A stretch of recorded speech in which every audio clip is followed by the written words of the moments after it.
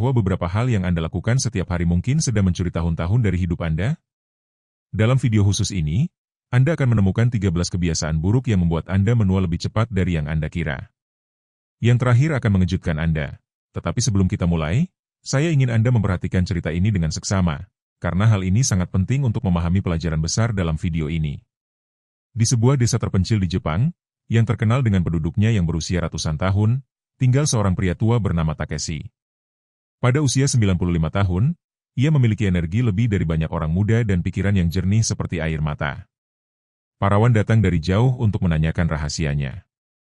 Suatu hari, seorang pelancong penasaran bertanya, "Takeshi, bagaimana kamu bisa tetap muda dan penuh energi?" Takeshi menjawab dengan senyum, "Bukan soal rumus rumit atau rahasia magis. Kesehatanku berasal dari menghindari kebiasaan-kebiasaan kecil yang setiap hari merusak tubuh dan jiwa." Siang itu, si pelancong penasaran bertanya lagi, "Dan apa saja kebiasaan itu?" Takeshi menatapnya dengan tenang dan berkata, "Itu adalah hal-hal yang kamu lakukan tanpa sadar, seperti mengabaikan tidur, hidup dalam stres terus-menerus, makan tanpa kesadaran. Kesalahan-kesalahan kecil itulah yang sebenarnya mencuri waktu kita." Jadi, terinspirasi oleh kebijaksanaan Takeshi, hari ini saya akan mengungkapkan 13 kebiasaan yang mungkin Anda lakukan dan membuat Anda menua lebih cepat. Sebelum mulai, jangan lupa berlangganan dan aktifkan notifikasi agar tidak ketinggalan tips lain yang akan mengubah hidup Anda. Mari kita mulai. Kebiasaan pertama yang membuat kita menua lebih cepat adalah kurang tidur. Banyak orang menganggap tidur sedikit sebagai tanda produktivitas, tapi biarkan saya memberitahu Anda sesuatu. Setiap malam yang Anda habiskan tanpa tidur, seolah-olah Anda mencuri sedikit dari masa muda Anda. Bayangkan tubuhmu sebagai pabrik ajaib yang memperbaiki dirinya sendiri. Saat tidur, pabrik ini bekerja penuh tenaga, meregenerasi sel-sel, menguatkan memori, dan memperbarui energimu. Tapi saat kamu tidak tidur cukup, itu seperti mematikan lampu pabrik sebelum pekerjaannya selesai. Kurang tidur tidak hanya membuatmu memiliki lingkaran hitam di bawah mata. Hal ini juga sangat mempengaruhi regenerasi sel, proses ajaib yang menjaga tubuhmu tetap muda dan vital. Kulitmu menderita, memproduksi kolagen lebih sedikit, yang mengakibatkan lebih banyak kerutan. Dan otakmu tidak ketinggalan. Tanpa istirahat yang cukup, neuron-neuronmu tidak dapat membersihkan toksin yang menumpuk selama hari.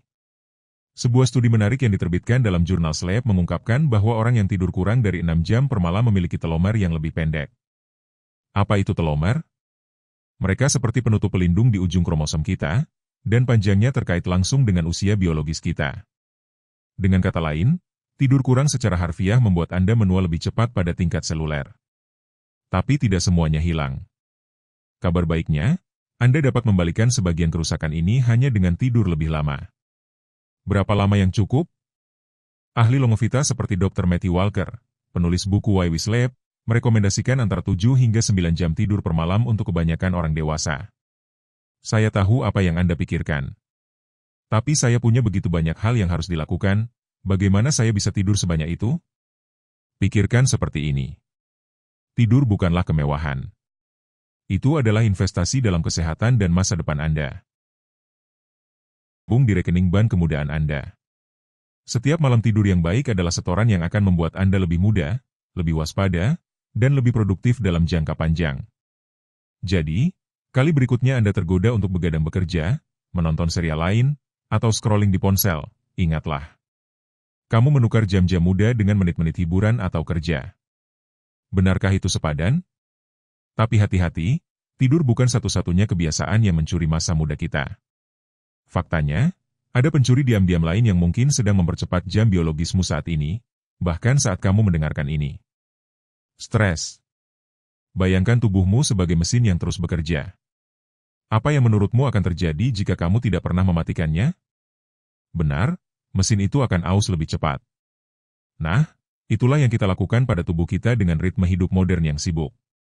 Kita hidup dalam keadaan waspada terus-menerus. Dari saat alarm berbunyi hingga kita tidur, kita terus-menerus dibombardir oleh rangsangan, tanggung jawab, dan kekhawatiran. Tubuh kita menginterpretasikan semua ini sebagai ancaman terus-menerus, mengaktifkan sistem fight or flight kita tanpa henti. Masalahnya, stres kronis ini tidak hanya membuat kita merasa lelah. Secara harfiah, ia membuat kita menua di tingkat seluler. Bagaimana? Melalui hormon yang disebut kortisol. Saat kita stres, tubuh kita melepaskan kortisol, yang dalam dosis kecil bisa bermanfaat. Namun, ketika stres menjadi kronis, kortisol mulai menyerang telomer kita. Ingat telomer yang kita bahas di bagian tidur? Struktur kecil yang melindungi kromosom kita ini sangat sensitif terhadap kortisol. Stres kronis membuat telomer kita memendek lebih cepat, yang berarti penuaan yang dipercepat. Tapi tidak semuanya hilang. Sebenarnya, saya ingin kita melakukan eksperimen kecil sekarang juga. Tutup mata Anda, duduklah dengan nyaman, dan ambil 5 napas dalam-dalam dan sadar. Tarik napas melalui hidung sambil menghitung sampai 4, tahan napas selama 2 detik, lalu hembuskan perlahan melalui mulut sambil menghitung sampai 6. Sudah dilakukan? Apakah Anda merasakan perubahan? Latihan pernapasan sederhana ini dapat menurunkan tingkat kortisol Anda secara instan. Bayangkan dampak yang bisa Anda dapatkan jika Anda mengintegrasikan praktik seperti ini ke dalam rutinitas harian Anda.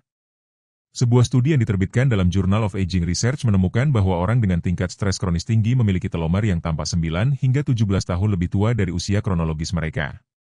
Seolah-olah stres mencuri 1 dekade dari hidup kita. Lalu, apakah ada cara untuk vaksinasi diri dari stres? Kabar baiknya, ada.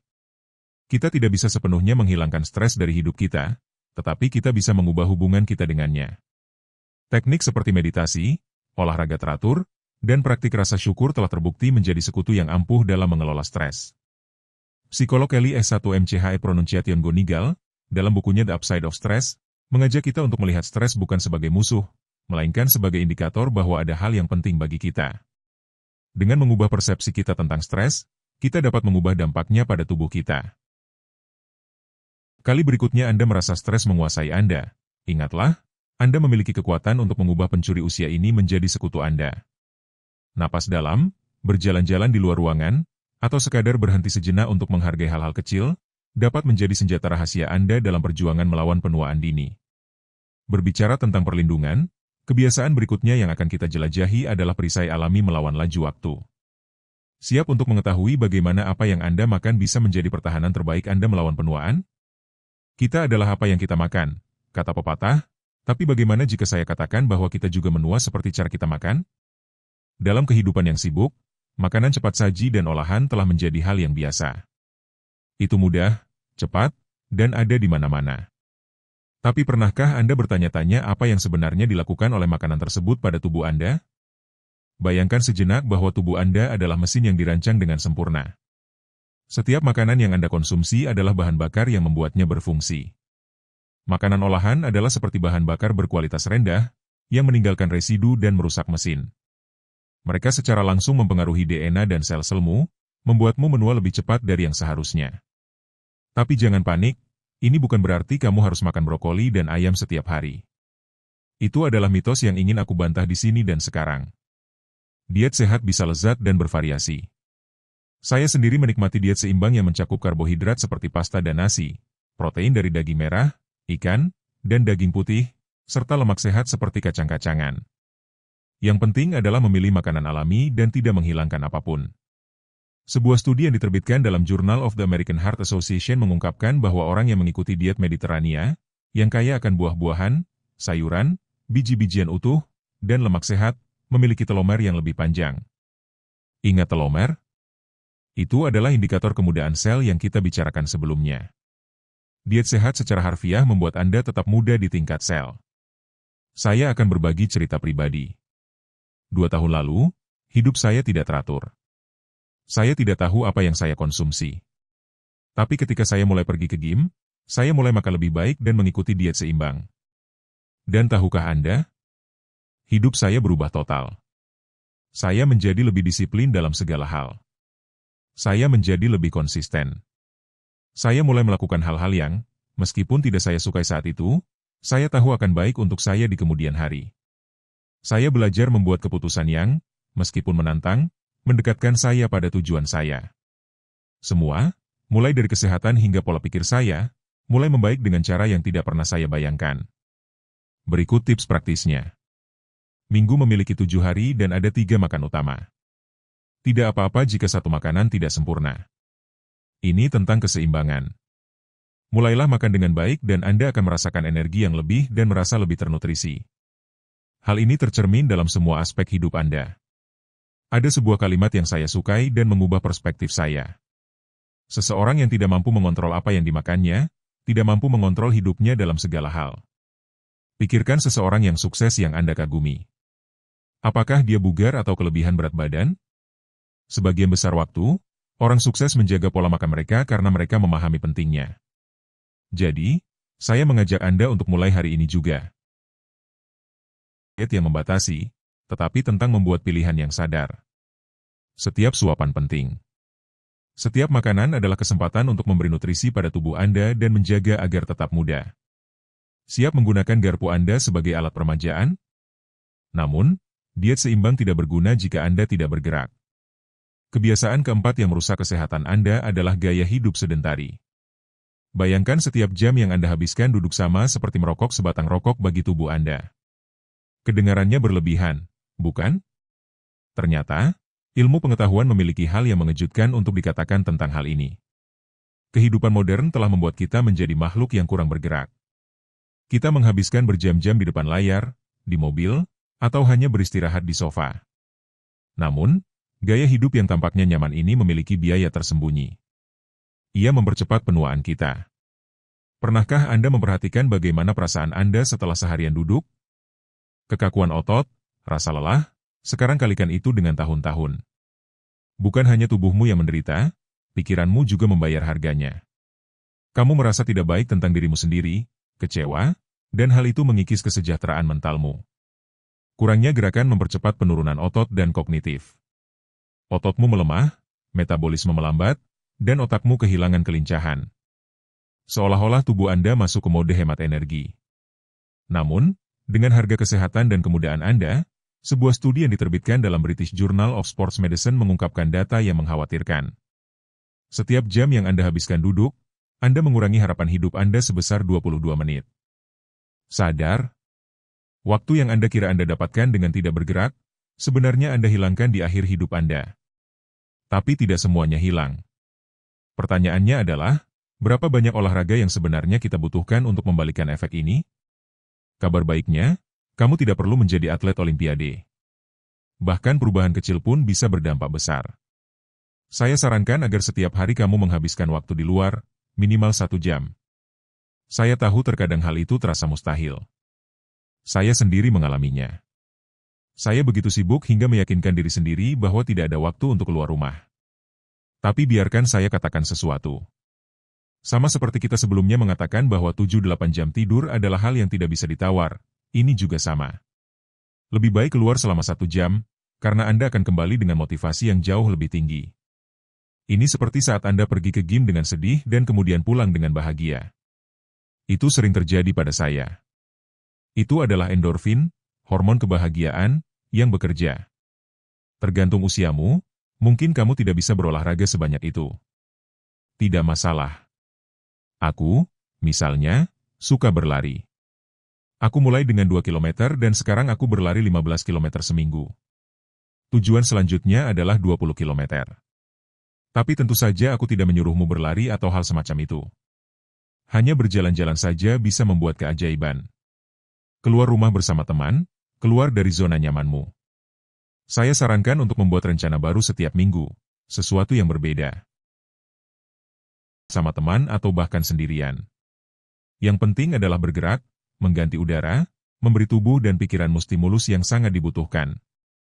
Ingat, setiap langkah yang kamu ambil adalah langkah menuju hidup yang lebih panjang dan sehat.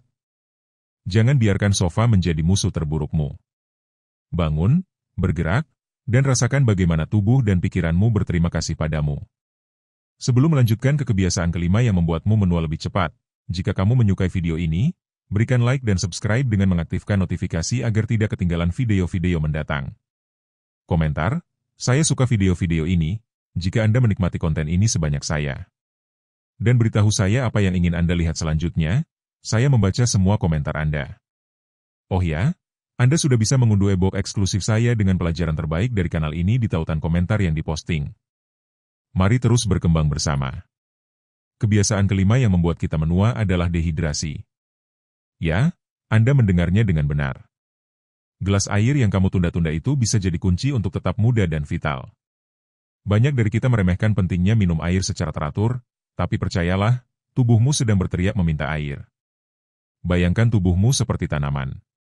Ketika tidak disiram, daunnya layu dan kehilangan vitalitasnya. Hal yang sama terjadi pada tubuhmu. Dehidrasi kronis tidak hanya membuatmu merasa lelah dan mudah marah, tetapi secara harfiah membuat kulitmu menua dan mempengaruhi organ-organ vitalmu. Ingin tahu bagaimana kekurangan air mempengaruhi sel dan jaringanmu? Nah, ketika kamu tidak minum cukup air, sel-selmu menyusut, kulitmu kehilangan elastisitas, dan organ-organmu harus bekerja 2 kali lipat. Ini seperti memeras spons kering. Sederhananya, itu tidak berfungsi dengan baik. Sebuah studi yang diterbitkan dalam jurnal klinikal, Cosmetic and Investigational Dermatology mengungkapkan bahwa hidrasi yang baik dapat secara signifikan mengurangi tanda-tanda penuaan pada kulit. Peserta yang meningkatkan konsumsi air mereka menunjukkan perbaikan yang signifikan dalam elastisitas dan hidrasi kulit mereka dalam 30 hari. Sekarang, saya tahu apa yang Anda pikirkan. Apakah ada jumlah air ajaib untuk menjaga kita tetap muda? Jawabannya ya dan tidak. Tidak ada rumus tunggal untuk semua orang. Tetapi para ahli umumnya merekomendasikan minum antara 2 hingga 3 liter air per hari, tergantung pada berat badan, aktivitas fisik, dan iklim. Tapi jangan khawatir, Anda tidak perlu menjadi penghitung gelas air. Tubuh Anda memiliki cara sederhana untuk memberitahu Anda apakah Anda cukup terhidrasi, yaitu warna urin Anda. Jika jernih atau kuning pucat, selamat, Anda berada di jalur yang benar. Jika berwarna kuning gelap, saatnya untuk minum lebih banyak air. Ini trik yang saya gunakan. Setiap kali saya ke toilet, saya memanfaatkan kesempatan untuk minum segelas air. Ini adalah cara mudah untuk tetap terhidrasi tanpa harus memikirkannya terlalu banyak. Dan jika Anda tidak suka rasa air putih, coba tambahkan irisan lemon, mentimun, atau beberapa daun mint. Tidak hanya memberikan rasa, tetapi juga menambahkan sifat antioksidan. Ingat, tetap terhidrasi bukan hanya soal kecantikan, tetapi juga kesehatan yang sejati. Ginjal, jantung, dan otak Anda semua berfungsi lebih baik saat Anda terhidrasi dengan baik. Jadi, merasa lelah atau sakit kepala, sebelum mencari obat, coba minum segelas air. Anda mungkin akan terkejut. Bahkan jika kamu terhidrasi dengan baik, ada kebiasaan yang bisa merusak semuanya.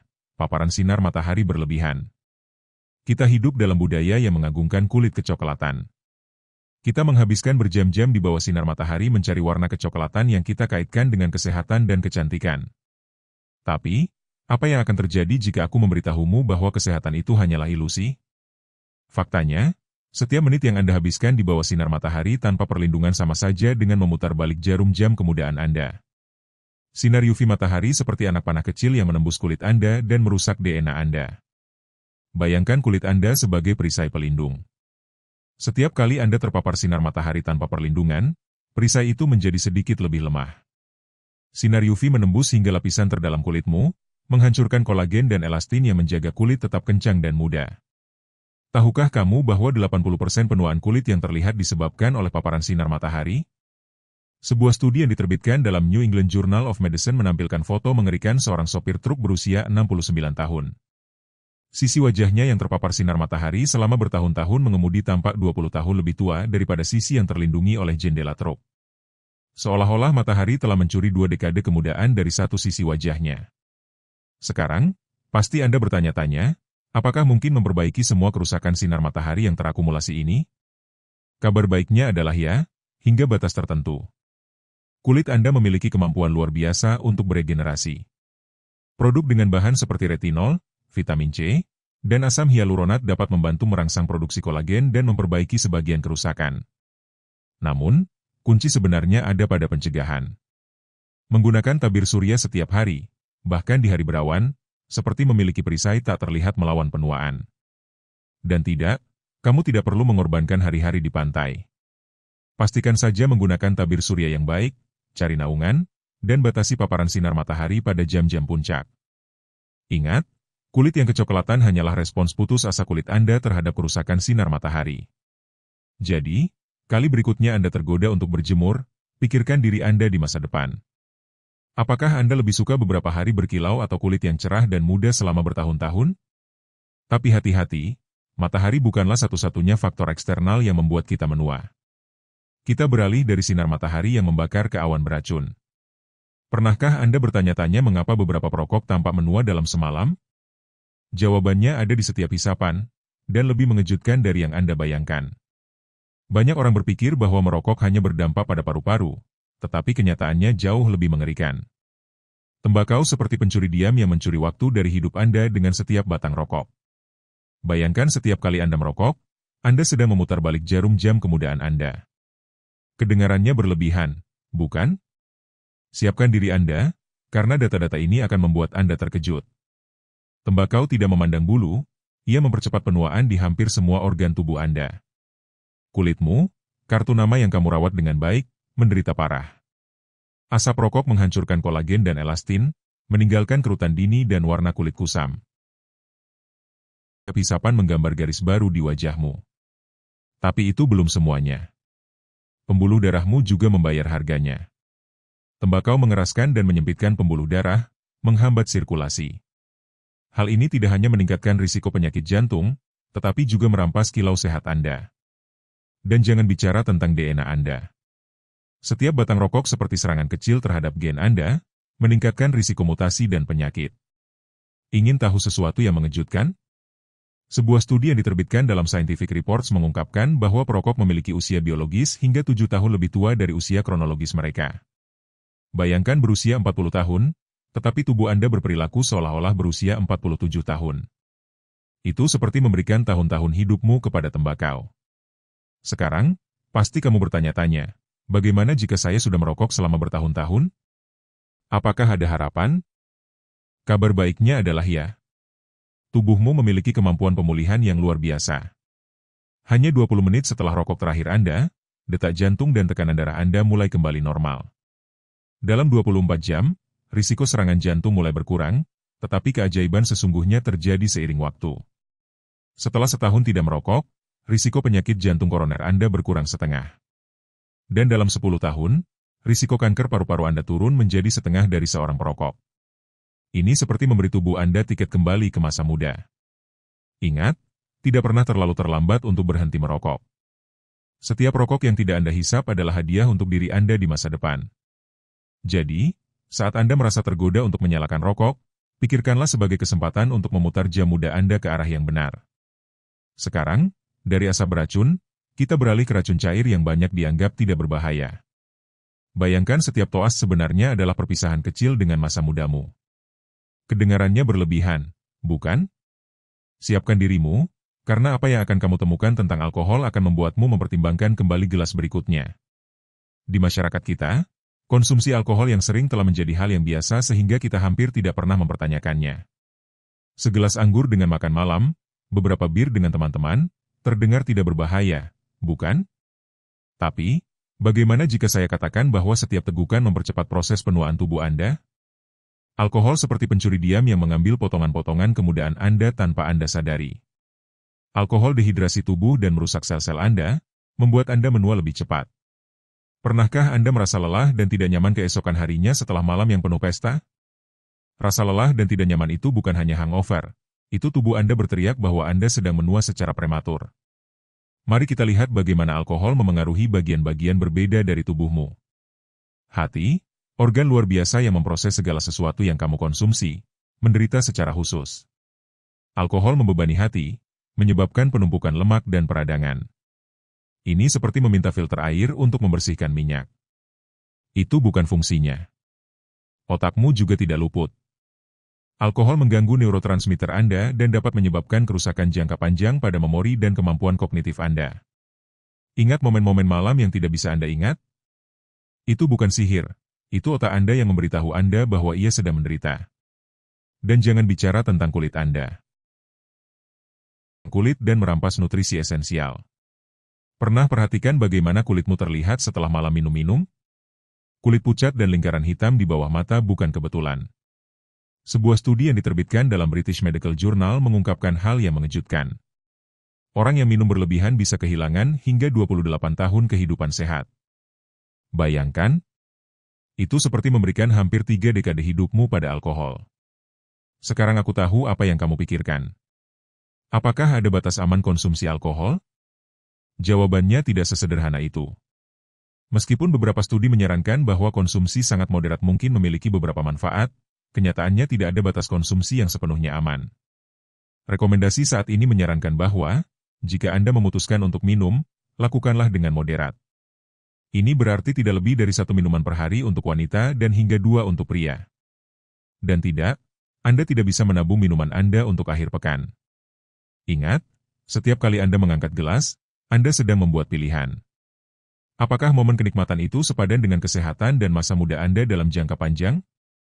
Saat Anda akan mengangkat gelas, pikirkan apakah Anda benar-benar ingin mengangkatnya untuk masa muda yang hilang.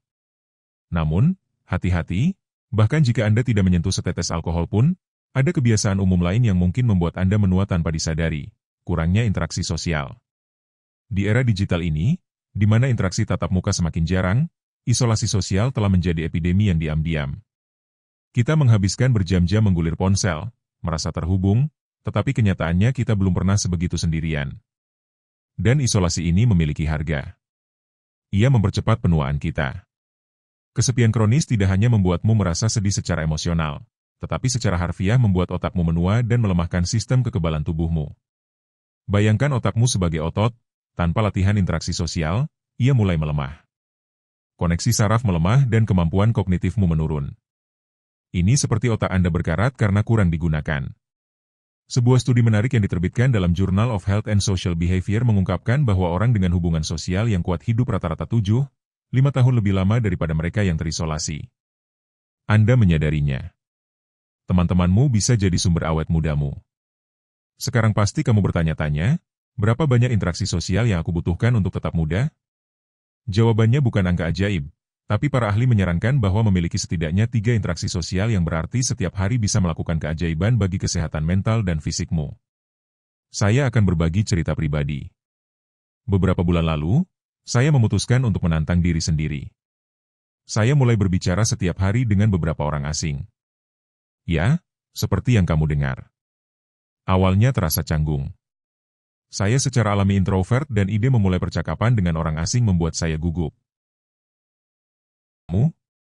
Seiring waktu, saya mulai merasa lebih percaya diri. Saya berubah dari pemalu dan introvert menjadi seseorang yang orang lain gambarkan sebagai ekstrovert. Jika kamu masih muda, saya sarankan untuk pergi ke pesta, bar, atau klub, bukan untuk minum atau merokok, tapi untuk bertemu orang baru. Jika kamu lebih tua, carilah aktivitas di komunitasmu. Bergabunglah dengan klub baca atau kelas tentang sesuatu yang selalu ingin kamu pelajari. Yang penting adalah memaksa dirimu untuk berinteraksi. Dan ini tips yang mengubah hidupku. Mulailah memberikan pujian tulus kepada orang lain, bahkan kepada orang asing. Beberapa hari yang lalu, aku melihat seseorang mengendarai motor yang sangat keren. Saya mendekat dan berkata, "Motor yang bagus sekali. Model apa itu?" Pertanyaan sederhana itu berubah menjadi percakapan 5 menit. Saya telah bertemu orang-orang luar biasa dengan cara ini, dan beberapa di antaranya menjadi teman baik. Ingat, setiap interaksi adalah kesempatan untuk melatih otak Anda, memperkuat sistem kekebalan tubuh, dan ya, tetap muda. Jadi, lain kali kamu merasa tergoda untuk tinggal di rumah dan scrolling di ponselmu, pikirkan 2 kali. Sumber awet mudamu mungkin sedang menunggumu dalam sebuah percakapan. Tapi hati-hati, bahkan saat dikelilingi orang, ada kebiasaan diam-diam lain yang bisa membuat kita menua lebih cepat dari yang kita kira. Hidup tanpa tujuan. Bayangkan sejenak bahwa hidupmu adalah sebuah perjalanan besar. Sekarang tanyakan pada diri sendiri, apakah kamu benar-benar tahu kemana kamu pergi atau hanya membiarkan arus membawa kamu? Hidup tanpa tujuan seperti berlayar tanpa arah di lautan tak berujung. Mungkin terasa menarik di awal, tapi seiring waktu, hal itu akan mengikis kamu lebih cepat dari yang kamu kira.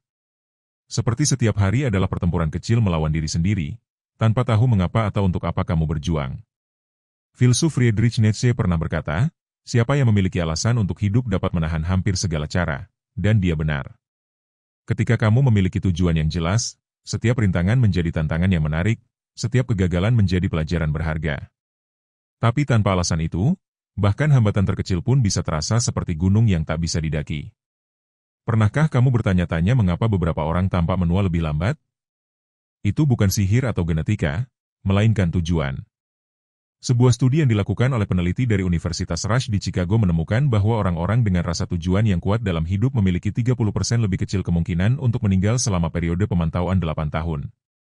Tapi jangan khawatir jika kamu belum menemukan tujuan besarmu.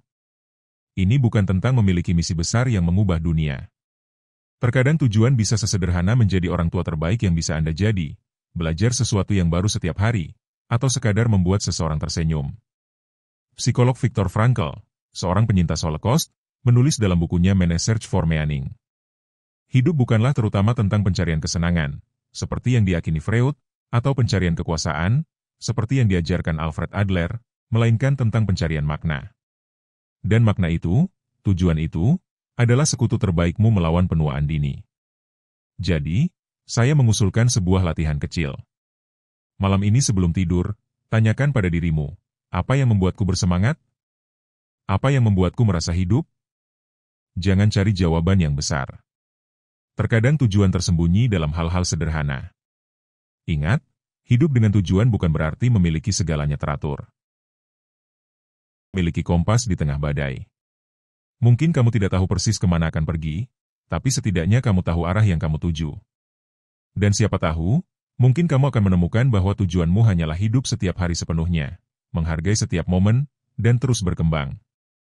Lagi pula, seperti yang dikatakan penyair Robert Frost, jalan terbaik untuk keluar adalah selalu melalui. Kebiasaan nomor 11. Mengabaikan pemeriksaan kesehatan. Mengabaikan pemeriksaan kesehatan sama seperti mengemudi mobil tanpa perawatan. Awalnya semuanya tampak baik-baik saja, tapi tiba-tiba, bam! Kamu terjebak di tengah jalan dengan mesin yang mengeluarkan asap. Tubuhmu tidak jauh berbeda. Masalah kecil yang kamu abaikan hari ini bisa menjadi masalah besar besok. Tapi ingat, ini bukan tentang hidup di ruang dokter. Kunci utamanya adalah keseimbangan. Hippocrates, bapak kedokteran, pernah berkata, makananmu adalah obatmu, dan obatmu adalah makananmu. Dan dia benar. Sebelum berlari ke apotek, tanyakan pada diri sendiri, apakah saya merawat tubuh saya dengan baik? Sebuah studi terbaru dari Universitas Harvard mengungkapkan bahwa orang yang melakukan pemeriksaan rutin hidup, rata-rata, 2-5 tahun lebih lama daripada mereka yang mengabaikannya. Bayangkan, Anda bisa mendapatkan tahun-tahun tambahan hanya dengan menghabiskan beberapa jam setahun untuk kesehatan Anda. Namun, ini bukan tentang mengonsumsi obat-obatan seperti permen. Selalu usahakan untuk menangani kesehatan Anda secara alami terlebih dahulu. Sakit kepala? Sebelum minum pil, coba minum lebih banyak air, istirahat, atau lakukan olahraga ringan. Masalah pencernaan. Mungkin saatnya untuk memeriksa pola makan Anda daripada mengandalkan obat MAC. Saya mengajak Anda untuk mencoba tantangan ini. Jadwalkan pemeriksaan kesehatan Anda hari ini juga. Dan sambil menunggu janji temu, buatlah daftar keluhan kecil yang selama ini Anda abaikan. Mungkin Anda akan menemukan bahwa beberapa di antaranya memiliki solusi yang lebih sederhana dari yang Anda kira. Ingat, tubuh Anda adalah kendaraan yang akan membawa Anda sepanjang sisa hidup Anda. Perlakukanlah seperti Anda memperlakukan mobil mewah, dengan hati-hati, perhatian, dan perawatan rutin. Dengan begitu, Anda tidak hanya akan mencapai tujuan lebih jauh, tetapi juga menikmati perjalanan dengan lebih baik. Mari kita beralih ke kebiasaan nomor 12, paparan berlebihan terhadap layar. Cahaya biru yang dipancarkan oleh perangkat elektronik kita tidak hanya mengganggu tidur, tetapi juga dapat mempercepat penuaan kulit dan mata. Ingat saat kita membicarakan gaya hidup sedentari? Nah, paparan berlebihan terhadap layar adalah seperti sepupunya yang jahat. Tidak hanya membuat kita diam, tetapi juga membombardir kita dengan cahaya yang tubuh kita tidak dirancang untuk diproses dalam jumlah besar. Namun, masalahnya tidak hanya fisik. Pernahkah kamu merasa bagaimana rasanya setelah berjam-jam scrolling di ponselmu? Perasaan kosong dan cemas itu bukan kebetulan. Kita menghabiskan lebih banyak waktu melihat kehidupan orang lain daripada membangun kehidupan kita sendiri. Seolah-olah kita hidup di dunia paralel, yang mencuri waktu dan energi kita dari dunia nyata. Kita mencuri waktu, bagaimana dengan menggunakan ponsel sebelum tidur? Lihat terakhir ke media sosial bisa membuatmu kehilangan jam tidur yang berkualitas. Cahaya biru menipu otakmu, membuatnya berpikir bahwa masih siang, mengganggu siklus sirkadianmu, dan pada akhirnya mempercepat penuaan. Tapi ada hal yang lebih mengkhawatirkan. Anak-anak. Semakin banyak anak-anak kecil yang terpaku pada layar.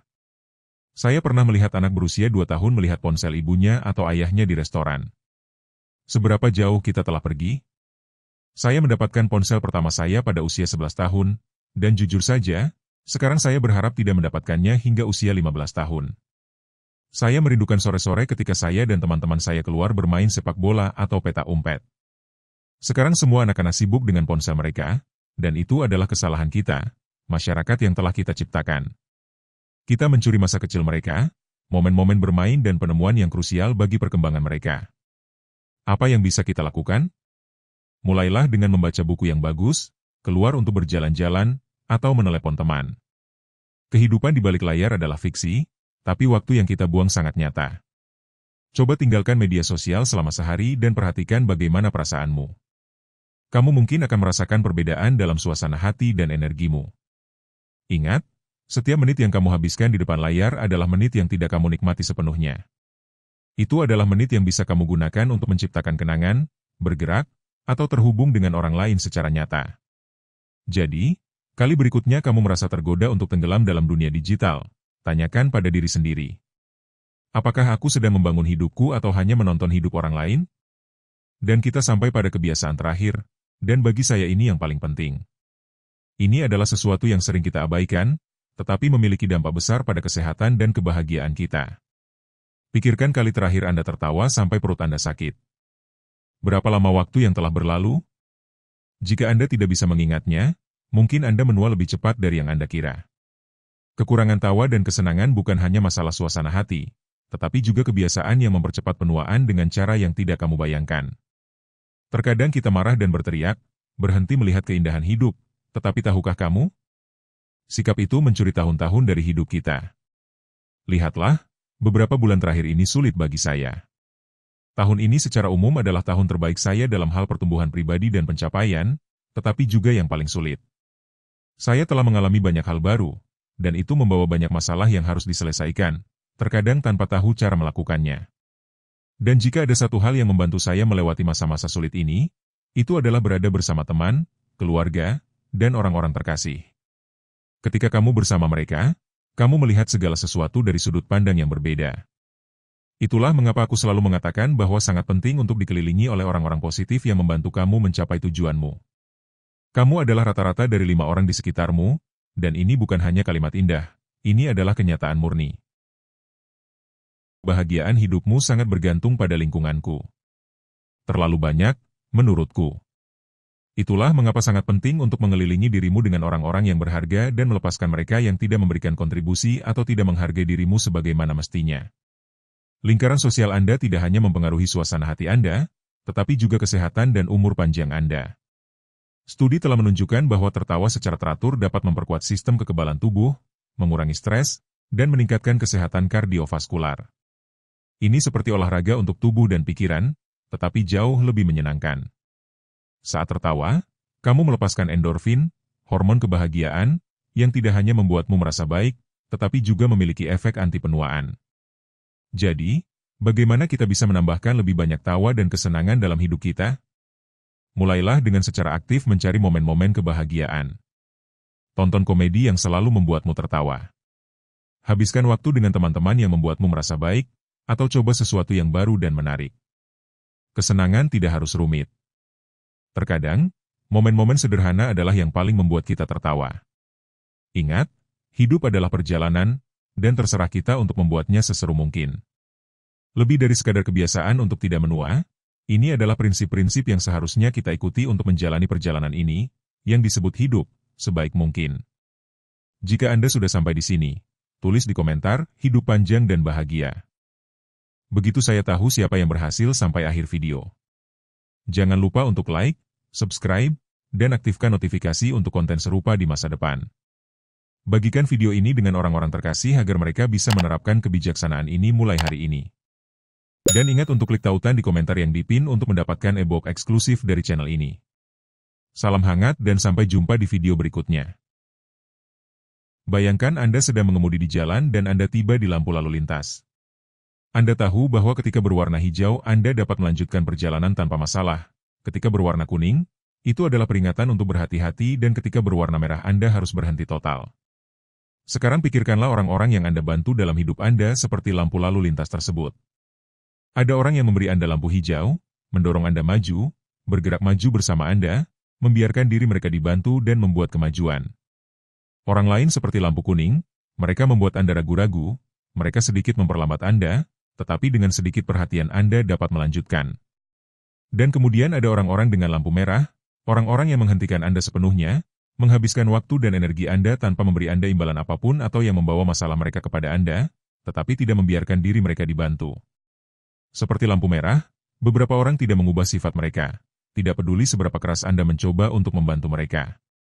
Terkadang, dalam keinginan kita untuk berbuat baik, kita mengabaikan tanda-tanda peringatan dan akhirnya menyakiti mereka. Itulah mengapa sangat penting untuk mengetahui kepada siapa kita memberikan bantuan dan memahami bahwa tidak semua orang akan menghargai atau menghargainya. Pikirkan energi Anda seolah-olah Anda sedang mengemudi melalui serangkaian persimpangan jalan. Beberapa jalan memungkinkan Anda untuk maju dan mengisi Anda dengan motivasi, sementara yang lain menghalangi Anda tanpa alasan. Mari kita cari tahu siapa saja lampu merah itu dalam hidup Anda dan mengapa sangat penting untuk mengidentifikasinya sebelum mempengaruhi Anda secara psikologis. Dalam video ini saya akan menunjukkan kepada Anda 8 tipe orang yang tidak boleh Anda bantu saat Anda memasuki usia tua. Dan tetaplah menonton sampai akhir karena saya akan membuatnya menjadi 8:1 di mana 2 tipe orang terakhir tidak pantas mendapatkan bantuan Anda. Anda tidak akan mau melewatkannya. Tanpa basa-basi lagi, mari kita mulai. Mari kita mulai dengan posisi nomor 8 di bagian atas ini dan inilah orang yang memanipulasi Anda. Bayangkan Anda sedang duduk di rumah menikmati malam yang tenang dan tiba-tiba telepon berdering. Itu adalah putri Anda, menelepon Anda untuk meminta sesuatu. Sekali lagi, mungkin uang atau untuk menjaga cucu atau untuk melakukan sesuatu yang mendesak. Anda melakukannya dengan senang hati karena Anda menginginkan yang terbaik untuknya. Namun sesuatu di dalam diri Anda mengatakan bahwa ini sudah menjadi kebiasaan. Bukannya Anda tidak ingin membantu, tapi akhir-akhir ini sepertinya setiap kali dia menelepon Anda, selalu saja untuk meminta sesuatu dan tidak pernah menanyakan kabar Anda.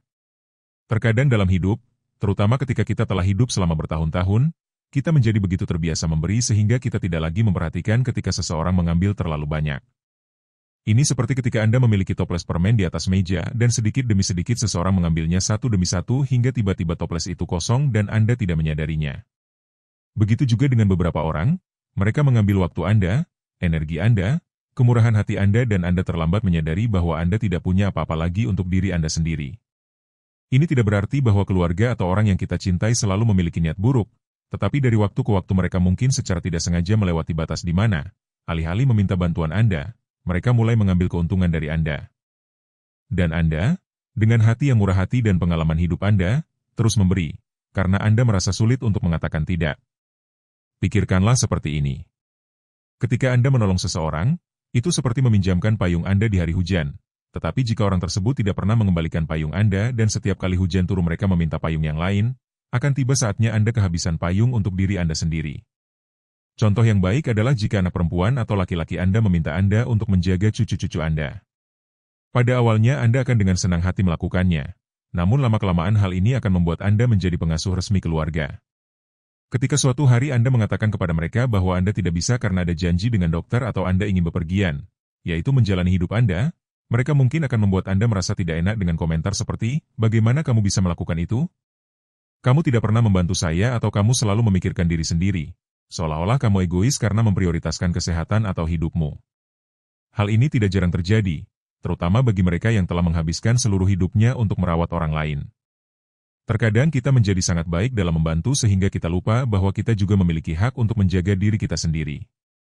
Dan disinilah trik para manipulator masuk. Mereka tahu persis apa yang harus dikatakan dan bagaimana mengatakannya untuk membuat Anda merasa tidak enak jika Anda tidak menuruti permintaan mereka. Ini bukan berarti kita harus menutup diri atau tidak mempercayai semua orang. Sebaliknya, kuncinya adalah mengenali kapan seseorang benar-benar membutuhkan bantuan dan kapan mereka hanya mengambil keuntungan dari kemurahan hati kita. Terkadang para manipulator ini tidak jauh dari kita. Mereka mungkin adalah anggota keluarga, teman, atau kenalan yang telah belajar untuk meminta tanpa memberi sebagai imbalan. Ini bukanlah sesuatu yang selalu mereka lakukan dengan niat jahat, tetapi ini adalah sesuatu yang pada akhirnya mempengaruhi kita. Penting untuk diingat bahwa Anda tidak harus selalu siap sedia untuk orang lain. Pikirkan hidup Anda sebagai sebuah rumah dengan pintu dan jendela. Jika Anda membiarkan semua pintu terbuka sepanjang waktu, angin, dingin, atau tamu yang tidak diinginkan bisa masuk. Namun jika Anda tahu kapan harus menutup pintu, Anda bisa melindungi diri Anda dari orang-orang yang datang hanya untuk mengambil tanpa berniat memberi. Salah satu tips praktis adalah belajar untuk mengatakan tidak tanpa rasa bersalah. Kedengarannya memang lebih mudah, tetapi ketika Anda menyadari bahwa kesejahteraan Anda bergantung pada penetapan batasan-batasan tersebut, akan lebih mudah untuk memahami bahwa mengatakan tidak membuat Anda menjadi orang yang buruk. Sebaliknya, hal ini membuat Anda menjadi seseorang yang menjaga diri sendiri dan tahu bahwa Anda tidak bisa memberikan apa yang tidak Anda miliki. Jangan biarkan siapapun membuat Anda merasa bersalah karena menjaga diri sendiri. Sekarang mari kita lanjutkan ke poin nomor 7, yaitu tidak tahu berterima kasih. Bayangkan Anda berada di rumah setelah hari yang panjang. Anda telah menyiapkan makanan dengan penuh cinta, mungkin makanan favorit pasangan Anda. Anda duduk di meja makan dan berharap untuk berbagi momen tenang, tapi bukannya mendengar ucapan terima kasih, hal pertama yang keluar dari mulut mereka adalah keluhan. Dagingnya terlalu kering atau sama saja untuk makan malam. Dan saat itulah Anda bertanya-tanya mengapa dia tidak pernah merasa puas, mengapa apapun yang Anda lakukan tidak pernah cukup.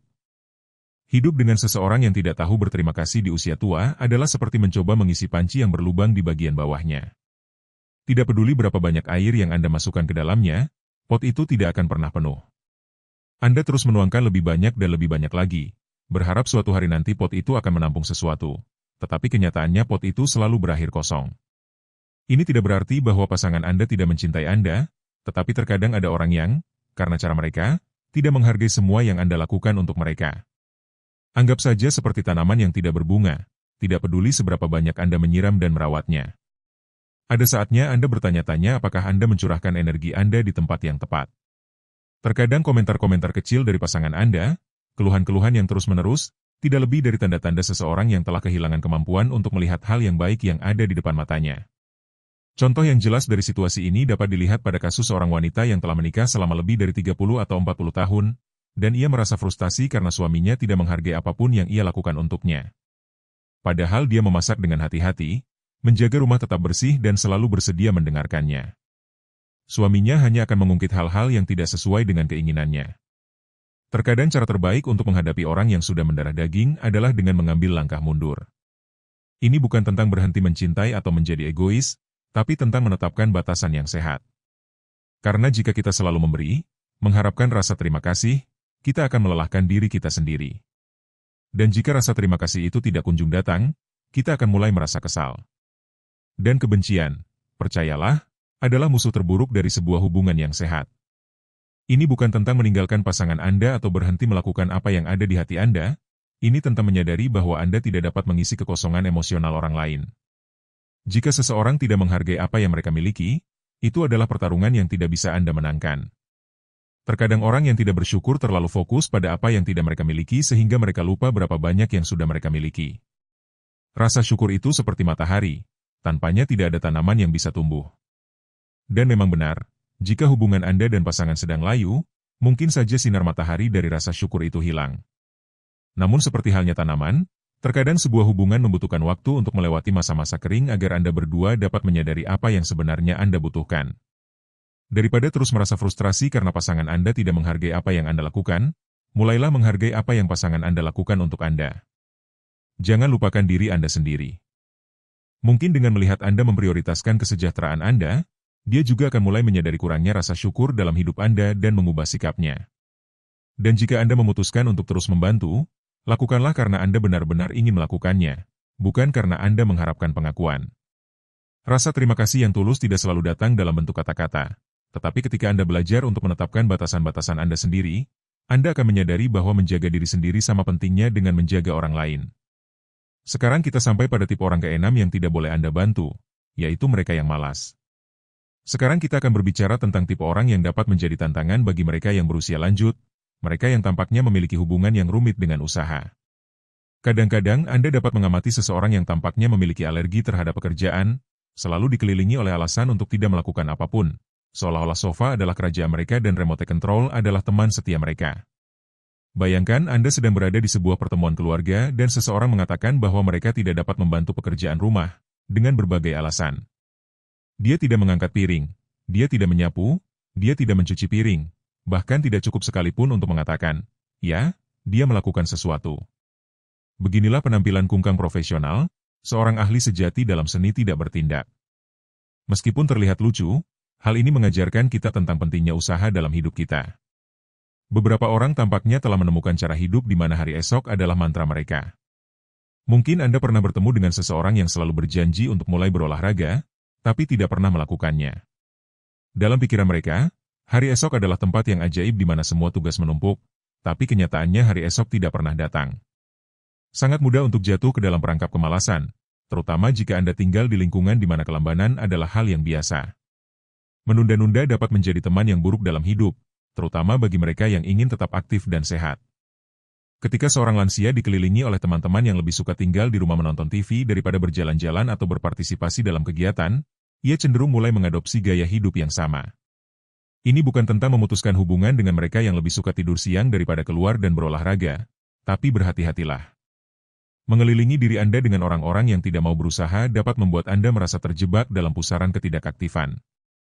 Seperti kata pepatah, kita adalah rata-rata orang yang paling sering menghabiskan waktu bersama kita. Kuncinya adalah menemukan keseimbangan dan mengelilingi diri kita dengan orang-orang yang menginspirasi kita untuk beranjak dari sofa, menikmati hidup dan tetap aktif, karena pada akhirnya, usaha adalah hal yang membuat kita dapat hidup sepenuhnya.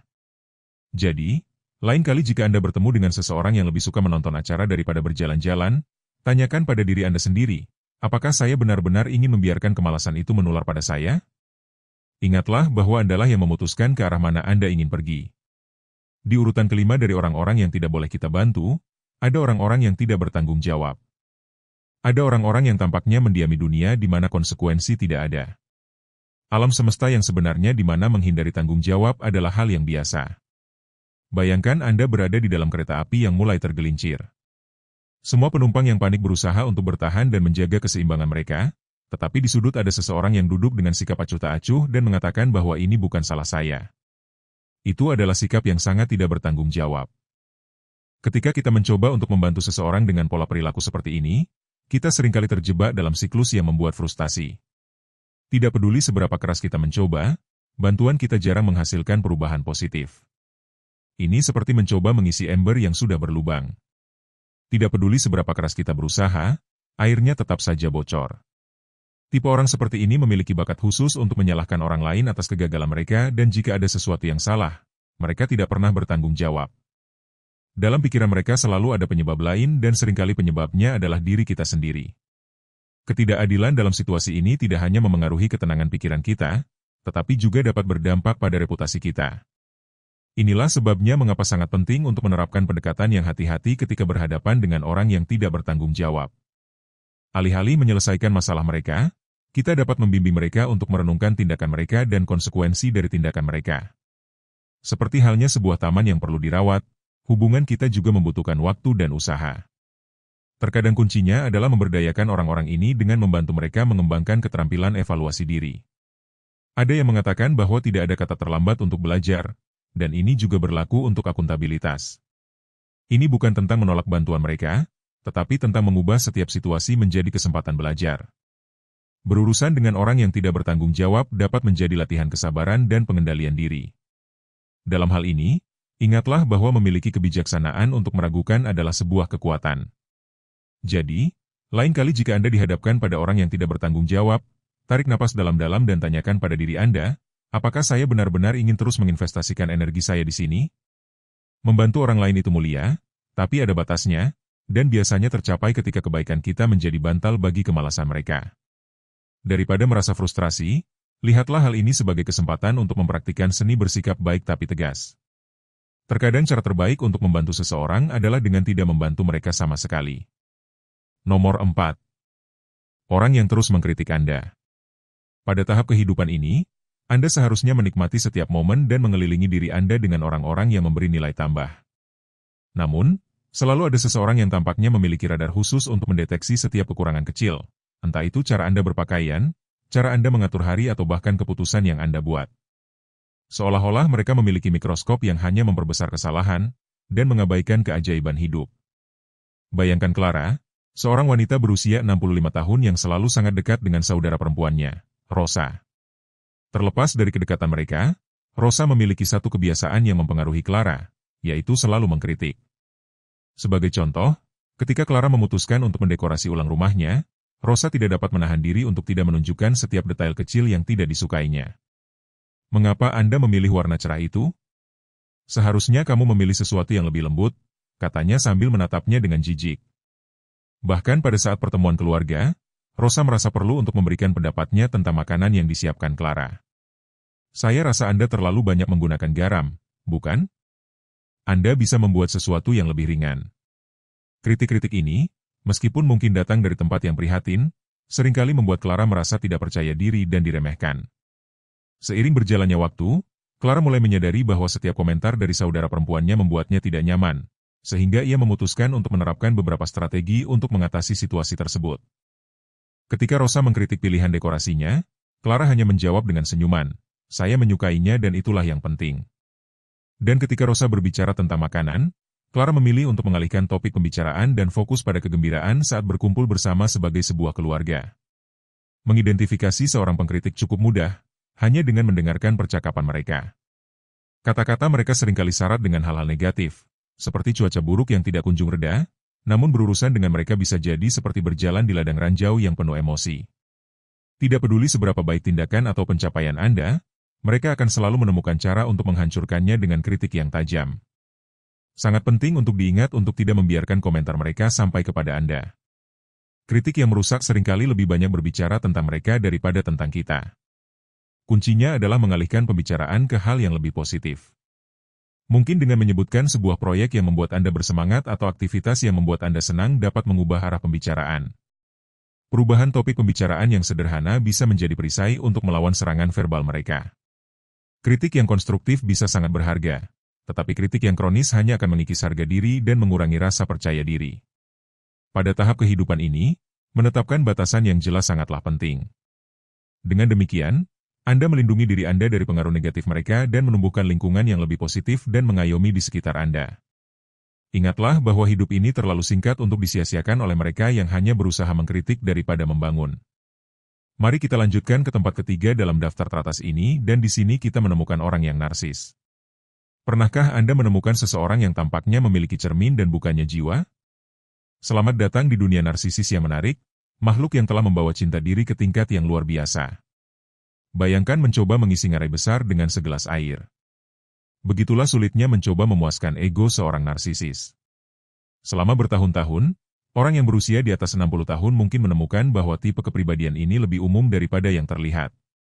Orang narsis seringkali memiliki kemampuan yang mengesankan untuk mengubah percakapan apapun menjadi monolog tentang pencapaian mereka, tidak peduli seberapa kecilnya. Mereka memberitahu Anda bagaimana mereka telah menaklukkan dunia, sementara Anda bertanya-tanya apakah mereka akan mendengarkan apa yang Anda katakan. Anggap saja sebagai tetangga yang setiap 2 hari sekali muncul di depan pintu Anda, siap untuk menceritakan semua hal yang terjadi dalam hidupnya, seolah-olah matahari terbit hanya untuk menerangi keberadaannya yang megah. Dari saat dia bangun hingga saat dia pergi tidur, setiap detail kehidupannya menjadi kisah epik pencapaian. Kemarin saya memotong rumput lebih cepat dari sebelumnya, atau memutuskan untuk mengecat rumah saya dengan warna yang belum pernah dilihat sebelumnya. Dan begitulah seterusnya, tanpa menyadari bahwa orang lain hanya mencoba untuk menikmati saat-saat damai. Berurusan dengan orang yang narsis bisa jadi lebih melelahkan daripada mencoba mengajari kucing untuk menggonggong. Ini seperti berada di roller coaster emosional, di mana perasaan Anda menjadi kabur di hadapan kebutuhan mereka yang terus-menerus untuk dikagumi. Lain kali jika Anda menemukan diri Anda terjebak dalam salah satu percakapan satu arah ini, ingatlah bahwa Anda tidak berkewajiban untuk menjadi penonton yang terkurung dalam pertunjukan mereka. Pada titik ini dalam hidup, sangat penting untuk belajar menetapkan batasan. Ini bukan tentang mencoba mengubah orang yang narsis, ini tentang mengubah cara Anda berinteraksi dengan mereka. Jika pada suatu saat mereka menunjukkan sedikit empati, akui saja. Tetapi ketika mereka memulai sesi promosi diri yang biasa mereka lakukan, jangan ikut-ikutan. Bagaimanapun juga, waktu dan energi Anda sangat berharga dan tidak boleh dihabiskan untuk memenuhi ego mereka. Sangat mudah untuk terjebak dalam pusaran cerita mereka, tetapi ingatlah bahwa ego seorang narsisis seperti gurita yang rakus yang memakan hidup Anda. Jangan biarkan ia menjadi gurita yang menghimpit aspirasi dan impian Anda. Dengarkan baik-baik. Terakhir, saya akan mengungkapkan kepada Anda 2 tipe orang terakhir yang tidak pantas mendapatkan sedikit pun bantuan Anda. Tapi pertama-tama, jika Anda berhasil sampai sejauh ini, tinggalkan komentar dari tempat Anda menonton video ini bersama kami. Saya mendorong Anda untuk berlangganan jika Anda belum menjadi bagian dari komunitas kami, dan memberikan komentar, itu sangat penting bagi kami. Jangan lupa, jeda sejenak videonya dan beritahu kami dari mana Anda menontonnya. Sekarang, mari kita lihat dua orang yang tidak boleh Anda bantu pada tahap kehidupan Anda saat ini, dan di posisi nomor 2 adalah mereka yang hanya memanfaatkan Anda. Bayangkan Anda bertemu dengan seseorang yang tampaknya selalu berkeliaran, mencari kesempatan untuk memanfaatkan orang lain. Ini adalah Frelo Ader, seorang ahli dalam seni memanfaatkan kemurahan hati orang lain. Mereka mungkin tampak menawan, tetapi di balik fasad itu ada sikap yang dapat merusak kepercayaan dalam hubungan apapun.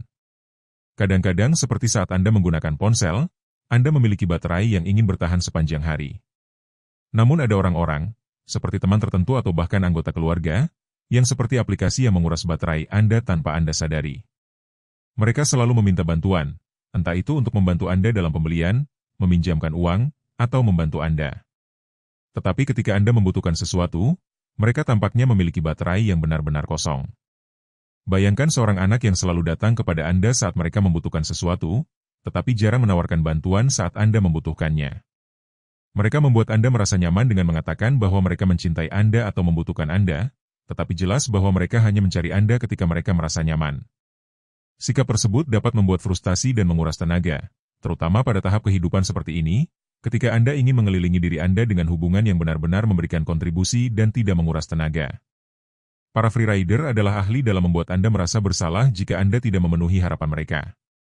Anda mungkin menyadari bahwa mereka selalu menjadi orang pertama yang menerima bantuan, tetapi jarang membalas budi. Lebih buruk lagi, mereka sering menghilang ketika harus berkolaborasi atau berusaha untuk menjalin hubungan.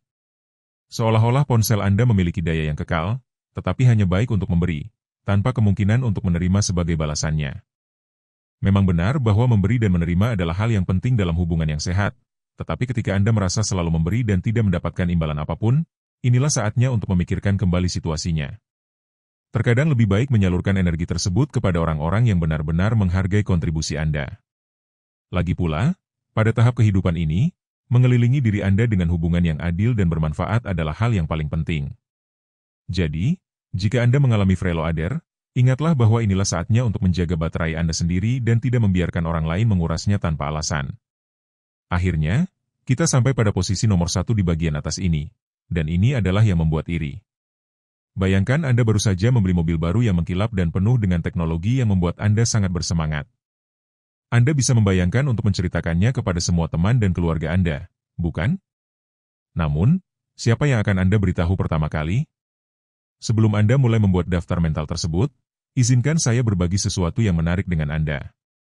Dalam kehidupan, seperti halnya dalam penggunaan mobil, sangat penting untuk memilih dengan baik siapa yang Anda putuskan untuk diberi akses ke mesin pribadi Anda. Orang-orang yang iri selalu berkeliaran, siap melemparkan anak panah ketidaksetujuan dan kebencian mereka.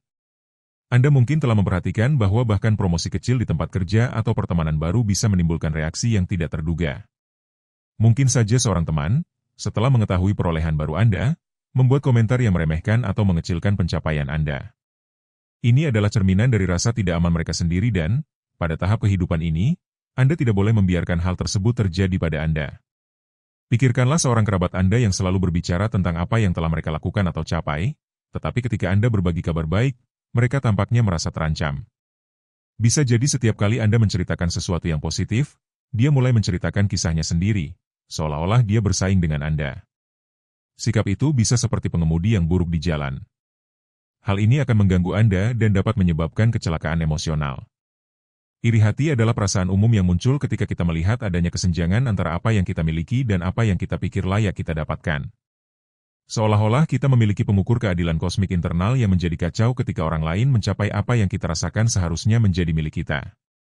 Di era media sosial seperti sekarang ini, yang terbaik adalah merahasiakan kesuksesan dan rencana Anda, karena membagikannya dapat menciptakan rasa pencapaian yang palsu dan mengurangi motivasi Anda.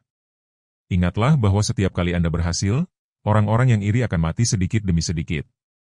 Kalikan dengan jumlah orang yang Anda ceritakan tentang rencana Anda dan Anda akan melihat berapa banyak energi negatif yang Anda tarik tanpa Anda sadari. Orang yang iri bisa jadi sulit untuk diidentifikasi, tapi ada beberapa tanda yang dapat membantu Anda. Mereka yang meminimalkan pencapaian Anda atau hanya ada di sana ketika mereka bisa mendapatkan keuntungan dari Anda. Jadi, ketika Anda menyadari sikap-sikap ini, Inilah saat yang tepat untuk memperlambat dan mempertimbangkan kembali siapa yang Anda izinkan masuk ke dalam hidup Anda. Pada tahap kehidupan ini, hal yang paling berharga adalah menjaga hubungan yang memperkaya perjalanan Anda, bukan mengurasnya. Anda tidak berkewajiban untuk membantu atau menyenangkan mereka yang tidak menghargai pencapaian Anda. Terkadang berbagi kesuksesan Anda seperti membuka pintu mobil baru Anda. Tidak semua penumpang siap untuk menikmati perjalanan bersama Anda. Beberapa di antaranya hanya mengkritik warna atau modelnya. Jadi apa yang harus Anda lakukan? Kuncinya adalah menjadi selektif, seolah-olah Anda sedang memilih siapa yang akan diundang dalam perjalanan Anda. Bagikan kabar baik Anda hanya kepada mereka yang Anda tahu akan benar-benar bahagia untuk Anda dan mendukung Anda sepanjang perjalanan. Anda tidak perlu menjadi pertapa, tetapi penting untuk menjaga energi Anda. Ingatlah bahwa Anda tidak perlu pengakuan dari semua orang untuk memvalidasi kesuksesan Anda. Seperti halnya mengemudi, terkadang yang terbaik adalah menikmati pemandangan tanpa mengkhawatirkan mobil-mobil lain di jalan. Ingatlah, pada tahap ini, kesehatan emosional Anda adalah yang terpenting. Biarkan hanya orang-orang yang benar-benar peduli dengan Anda di sisi Anda. Lagi pula, tidak ada alasan untuk memberikan kemudi kepada mereka yang hanya ingin mobil Anda berhenti atau Anda berbelok ke arah yang tidak terduga. Pada akhirnya, perjalanan hidup Anda adalah milik Anda sendiri dan layak untuk dilalui bersama mereka yang menghargai setiap mil yang ditempuh bersama Anda. Jadi, setelah Anda mengetahui siapa yang tidak boleh Anda bantu di masa tua, saya ingin mendengar suara Anda. Manakah dari poin-poin di atas yang terdengar familiar bagi Anda? Pernahkah Anda mengalami situasi yang mirip dengan yang di atas? Dan bagaimana Anda menjalani hidup Anda saat ini? Tinggalkan komentar di bawah ini. Saya ingin sekali mendengar tentang pengalaman Anda dan pendapat Anda tentang hal tersebut.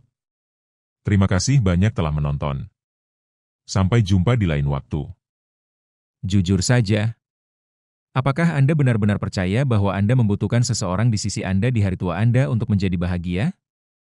Apakah Anda bersedia melepaskan ketenangan pikiran dan kebebasan Anda untuk fakta sederhana bersama pasangan?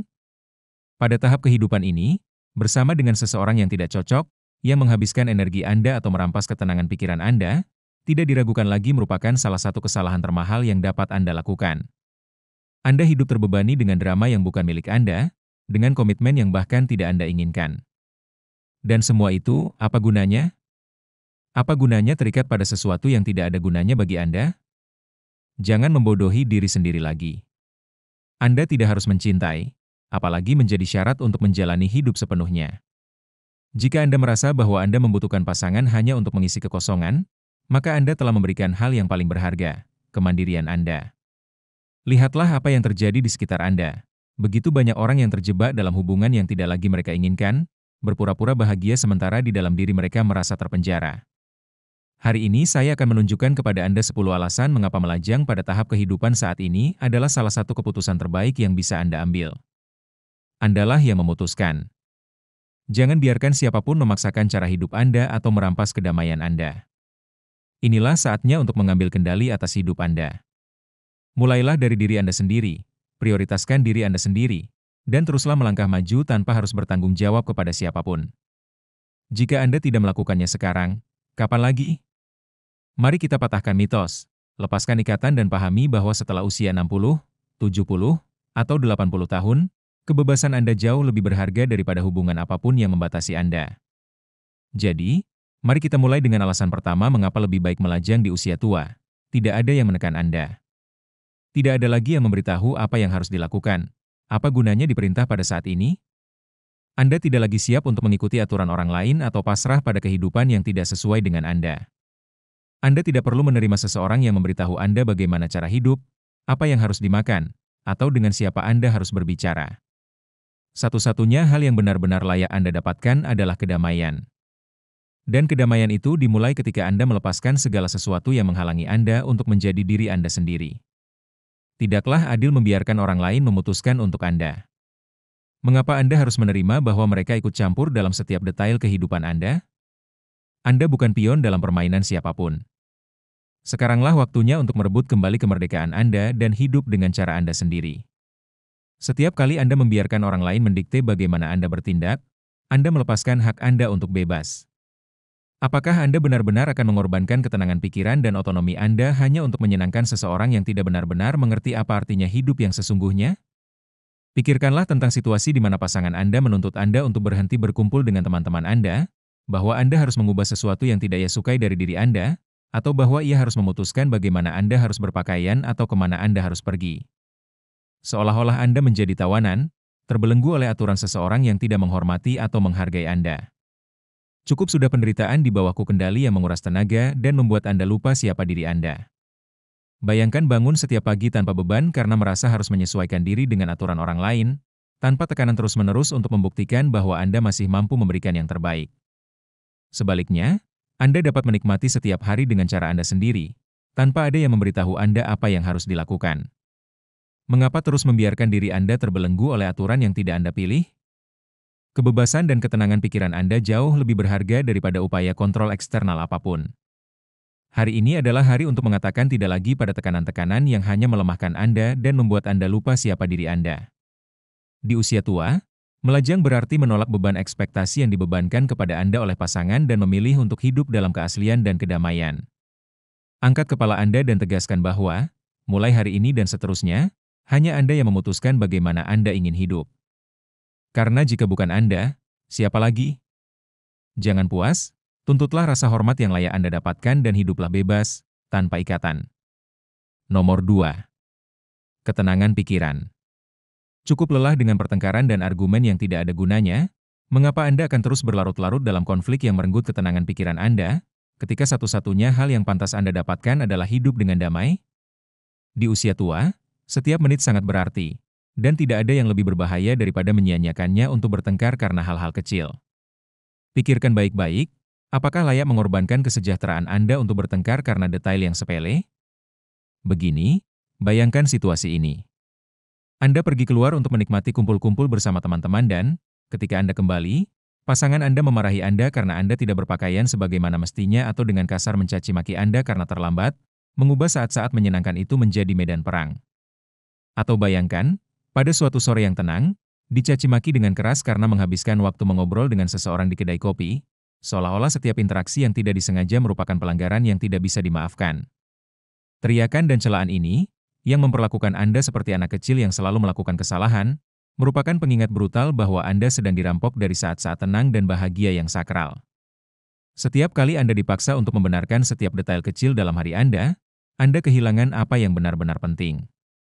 Anda tidak harus hidup dalam siklus pertengkaran karena masalah-masalah kecil yang hanya menguras energi Anda. Saatnya untuk mengatakan cukup sudah cukup. Ketenangan pikiran Anda adalah harta Anda, dan pada tahap kehidupan ini Anda tidak bisa membiarkannya terbuang sia-sia karena argumen dan konflik yang tidak berarti. Di usia tua, Anda berhak mendapatkan ruang untuk bernapas, merenung, dan menikmati apa yang membuat Anda bahagia, tanpa kebisingan yang terus-menerus berupa ketegangan dan konfrontasi. Tidak ada lagi teriakan yang mengganggu saat-saat tenang Anda, tidak ada lagi celaan yang mengubah setiap tamasya menjadi pertempuran. Ini adalah hidup Anda, dan Anda berhak untuk menjalaninya dengan tenang dan tanpa ikatan. Tinggalkan episode-episode ketegangan yang hanya membuat Anda lelah dan mencuri ketenangan Anda. Karena jika bukan Anda yang melindungi diri Anda sendiri, siapa lagi? Ketenangan pikiran, tanpa alasan atau jalan memutar, adalah kunci untuk hidup sepenuhnya. Angkat kepala Anda dan tuntutlah ketenangan pikiran yang telah Anda dapatkan dengan susah payah, karena Anda berhak mendapatkan setiap momen ketenangan dan kebahagiaan tanpa racun pertengkaran yang tidak ada gunanya. 3. Anda bertanggung jawab atas hidup Anda. Cukup sudah menyerahkan kendali kepada orang lain. Mengapa Anda harus membiarkan orang lain memutuskan untuk Anda, memaksakan aturan mereka pada Anda dan membuat Anda merasa seolah-olah Anda tidak memiliki suara Anda sendiri? Di usia tua Anda telah mengumpulkan pengalaman, kebijaksanaan, dan nilai yang tak terhitung yang tidak dapat dikurangi oleh siapapun. Anda tidak sama dengan Anda yang dulu. Anda telah berjuang, Anda telah jatuh dan Anda telah bangkit dengan lebih kuat, dan sekarang saatnya untuk merebut kembali apa yang selama ini menjadi milik Anda. Kekuatan untuk menjalankan hidup Anda sendiri. Bayangkan Anda bangun setiap hari dengan mengetahui bahwa setiap keputusan, setiap langkah, adalah milik Anda sendiri. Anda tidak perlu menyesuaikan rencana, selera, atau impian Anda untuk menyenangkan seseorang yang bahkan tidak memahami perjuangan yang telah Anda lakukan. Mengapa harus menerima didikte kapan harus melakukan sesuatu atau dipaksa untuk melepaskan kebebasan yang telah Anda raih dengan susah payah? Anda berada pada tahap di mana setiap detik sangat berarti, dan Anda tidak bisa membiarkan sebuah hubungan merampas otonomi yang layak Anda dapatkan. Ini bukan hanya tentang kemerdekaan. Ini tentang merebut kembali kekuatan yang selalu ada di tangan Anda. Setiap kali Anda mengizinkan orang lain ikut campur dalam keputusan Anda membiarkan mereka mengambil alih hidup Anda, menghapus esensi yang membuat Anda unik. Sebagai contoh, bayangkan Anda bersemangat untuk pergi ke lokakarya melukis, mempelajari sesuatu yang baru, atau bahkan menghadiri bedah buku yang selalu menarik bagi Anda, dan pasangan Anda, tanpa mempertimbangkan antusiasme Anda, mengkritik Anda secara brutal, mengatakan bahwa hal-hal ini hanya membuang-buang waktu atau bahwa Anda selalu melarikan diri dari hal yang benar-benar penting. Sikap tersebut tidak hanya menyakitkan, tetapi juga membelenggu Anda pada rutinitas yang dipaksakan, meredam keinginan Anda untuk bereksplorasi dan bertumbuh. Atau pikirkan tentang hari-hari ketika Anda hanya ingin menghabiskan waktu untuk merenung, bermeditasi, atau menikmati musik favorit Anda, tetapi Anda dipaksa untuk mengikuti jadwal yang dipaksakan oleh seseorang yang tidak memahami kebutuhan Anda. Setiap pemaksaan, setiap kritik yang tidak adil, sama saja dengan merenggut sebagian dari kebebasan yang telah Anda peroleh dengan susah payah. Kisah Anda, keinginan Anda dan kebahagiaan Anda seharusnya tidak tunduk pada keinginan atau kebutuhan orang lain. Ini adalah hidup Anda. Dan jika bukan Anda yang bertanggung jawab, siapa lagi?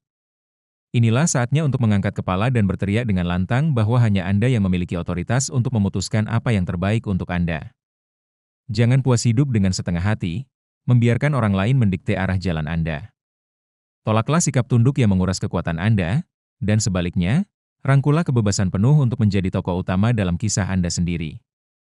Jangan biarkan diri Anda dibuat merasa bahwa minat atau hasrat Anda kurang penting dibandingkan tuntutan orang lain. Ingatlah, Anda bertanggung jawab atas hidup Anda. Setiap keputusan, impian, dan keinginan adalah milik Anda, dan hanya Anda yang dapat memberikan arah yang Anda inginkan.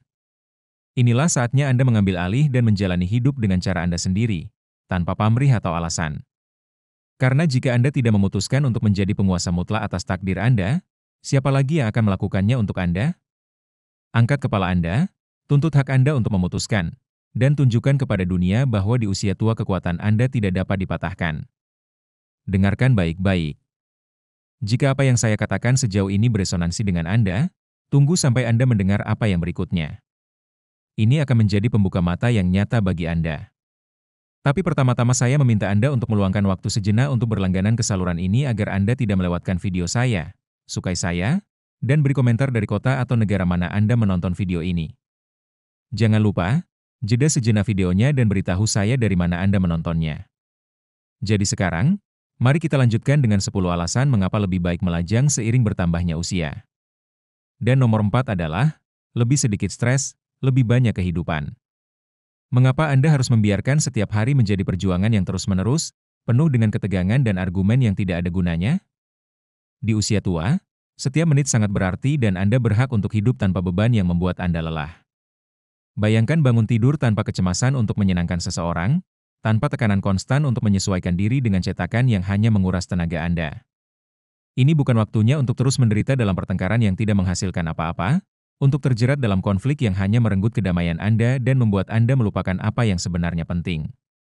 Setiap teriakan, setiap celaan, adalah batu bata di dinding stres yang merampas energi Anda dan dalam jangka panjang hidup Anda sendiri. Sebagai contoh, bayangkan setiap pagi, ketika Anda bangun dari tempat tidur, pasangan Anda mencela Anda karena Anda tidak membuat sarapan atau karena Anda bangun terlambat atau semacamnya. Teriakan yang terus-menerus itu, tuntutan yang tidak manusiawi untuk kesempurnaan, menghantam Anda hari demi hari, merendahkan harga diri Anda dan meninggalkan bekas luka yang tidak Anda lihat, tetapi melemahkan semangat Anda. Mengapa Anda membiarkan episode-episode itu menyeret Anda ke bawah ketika Anda dapat memilih jalan tanpa beban emosional yang tidak perlu? Hidup Anda pada tahap ini seharusnya menjadi sebuah oase ketenangan dan kebahagiaan, bukan pertempuran harian melawan tekanan yang tidak berharga. Bayangkan bagaimana rasanya menikmati setiap matahari terbit tanpa bayang-bayang konflik yang tertunda, tanpa kerumitan pertengkaran yang hanya melemahkan semangat Anda. Jangan biarkan stres, hasil dari hubungan yang memaksa Anda untuk mengalah dan bertengkar karena hal-hal yang tidak penting, menghalangi Anda untuk menikmati setiap momen. Inilah saatnya untuk membebaskan diri Anda, untuk mengatakan cukup pada momen-momen yang membuat Anda merasa terbelenggu pada rutinitas yang melelahkan. Kesejahteraan Anda tidak bisa dinegosiasikan dan setiap detik kedamaian dan ketenangan adalah hadiah yang layak Anda dapatkan. Anda tidak akan membiarkan kekacauan dan ketegangan terus menandai kehidupan Anda sehari-hari. Angkat kepala Anda, tolak beban-beban itu dan pilihlah kehidupan yang tenang dan bahagia. Lebih sedikit stres, lebih banyak kehidupan. Ini adalah keputusan yang akan memberikan Anda kembali kebebasan dan kedamaian yang Anda rindukan. Nomor 5. Teman dan keluarga tanpa kekacauan. Cukup sudah sebuah hubungan yang membuat Anda terlibat dalam masalah yang bahkan bukan milik Anda. Mengapa Anda akan membiarkan drama pasangan menghalangi persahabatan dan ketenangan pikiran keluarga Anda? Di masa tua Anda, yang pantas Anda dapatkan adalah menikmati pertemuan Anda tanpa pertengkaran, argumen yang tidak perlu, dan ketegangan yang merusak saat-saat terbaik sekalipun. Jika Anda berada dalam suatu hubungan, Anda seringkali menjadi penengah dalam konflik dan membawa perselisihan yang, pada akhirnya, melelahkan bahkan bagi mereka yang paling Anda sayangi. Sebagai contoh, bayangkan saat itu, di tengah-tengah pertemuan keluarga, pasangan Anda mencaci maki Anda atas sesuatu yang Anda lakukan atau tidak lakukan, mempermalukan Anda di depan semua orang. Sikap seperti itu tidak hanya menghancurkan keharmonisan pertemuan Anda, tetapi juga mengubah momen-momen sukacita menjadi pertempuran emosional yang nyata. Apakah Anda benar-benar akan mengorbankan keharmonisan pertemuan Anda, pertemuan-pertemuan yang seharusnya membuat Anda penuh dengan sukacita, hanya untuk mempertahankan sebuah hubungan yang tidak memberi Anda kedamaian? Menjadi lajang memungkinkan Anda untuk memiliki teman dan keluarga tanpa racun yang hanya menghasilkan konfrontasi dan kesalahpahaman? Bayangkan Anda bangun dan dapat menikmati setiap pertemuan tanpa tekanan terus-menerus untuk menyelesaikan masalah orang lain, tanpa harus mendengarkan keluhan atau pertengkaran yang membuat Anda lelah. Menjadi lajang berarti Anda tidak mengizinkan konflik menyusup ke dalam ikatan Anda yang paling berharga. Inilah saatnya untuk mengatakan tidak pada segala sesuatu yang menyeret Anda ke dalam pertengkaran dan ketegangan dan memilih kehidupan yang bersih, jujur, dan yang terpenting bebas dari drama. Di usia tua, setiap menit sangat berarti dan kedamaian dalam hubungan Anda sangat penting untuk menjalani hidup sepenuhnya. Jangan biarkan hubungan yang rumit merampas momen-momen hubungan yang tulus dengan orang yang Anda cintai. Ini adalah hidup Anda, ketenangan pikiran Anda, dan teman serta keluarga Anda berhak mendapatkan yang terbaik. Pilihlah untuk melajang dan jauhkan diri Anda dari kekacauan yang hanya akan membuat Anda kehilangan apa yang benar-benar penting. Nomor 6. Uang. Cukup sudah hubungan yang membuat Anda menjadi budak tagihan dan pertengkaran karena uang. Katakan padaku, mengapa Anda membiarkan orang lain terlibat dalam setiap keputusan keuangan yang memaksa Anda untuk mengorbankan pengeluaran dan menanggung hutang yang pada akhirnya bukan milik Anda? Di usia tua, setiap peso sangat berarti dan Anda tidak pantas melihat semua yang telah Anda usahakan menjadi sia-sia karena pertengkaran terus-menerus mengenai masalah keuangan yang hanya akan menguras energi dan merendahkan harga diri Anda. Bayangkan bisa menggunakan sumber daya Anda sesuai keinginan Anda, tanpa terjebak dalam perdebatan tak berujung tentang tagihan bersama atau prioritas keuangan yang tidak sesuai dengan impian Anda. Menjadi lajang memungkinkan Anda untuk berinvestasi pada passion Anda, menikmati hasil kerja keras Anda dan membuat keputusan tanpa harus menjelaskannya. Namun, jika Anda berada dalam sebuah hubungan, Anda akan sering dipaksa untuk melepaskan kemewahan dan kesempatan tersebut.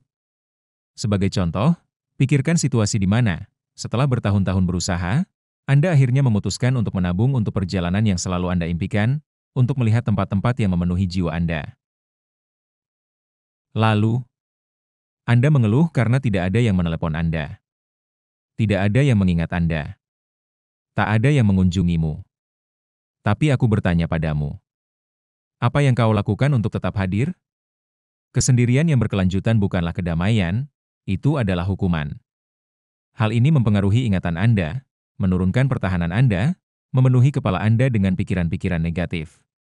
Dan yang terburuk, hal itu meyakinkan Anda bahwa Anda tidak berharga, bahwa Anda tidak dibutuhkan.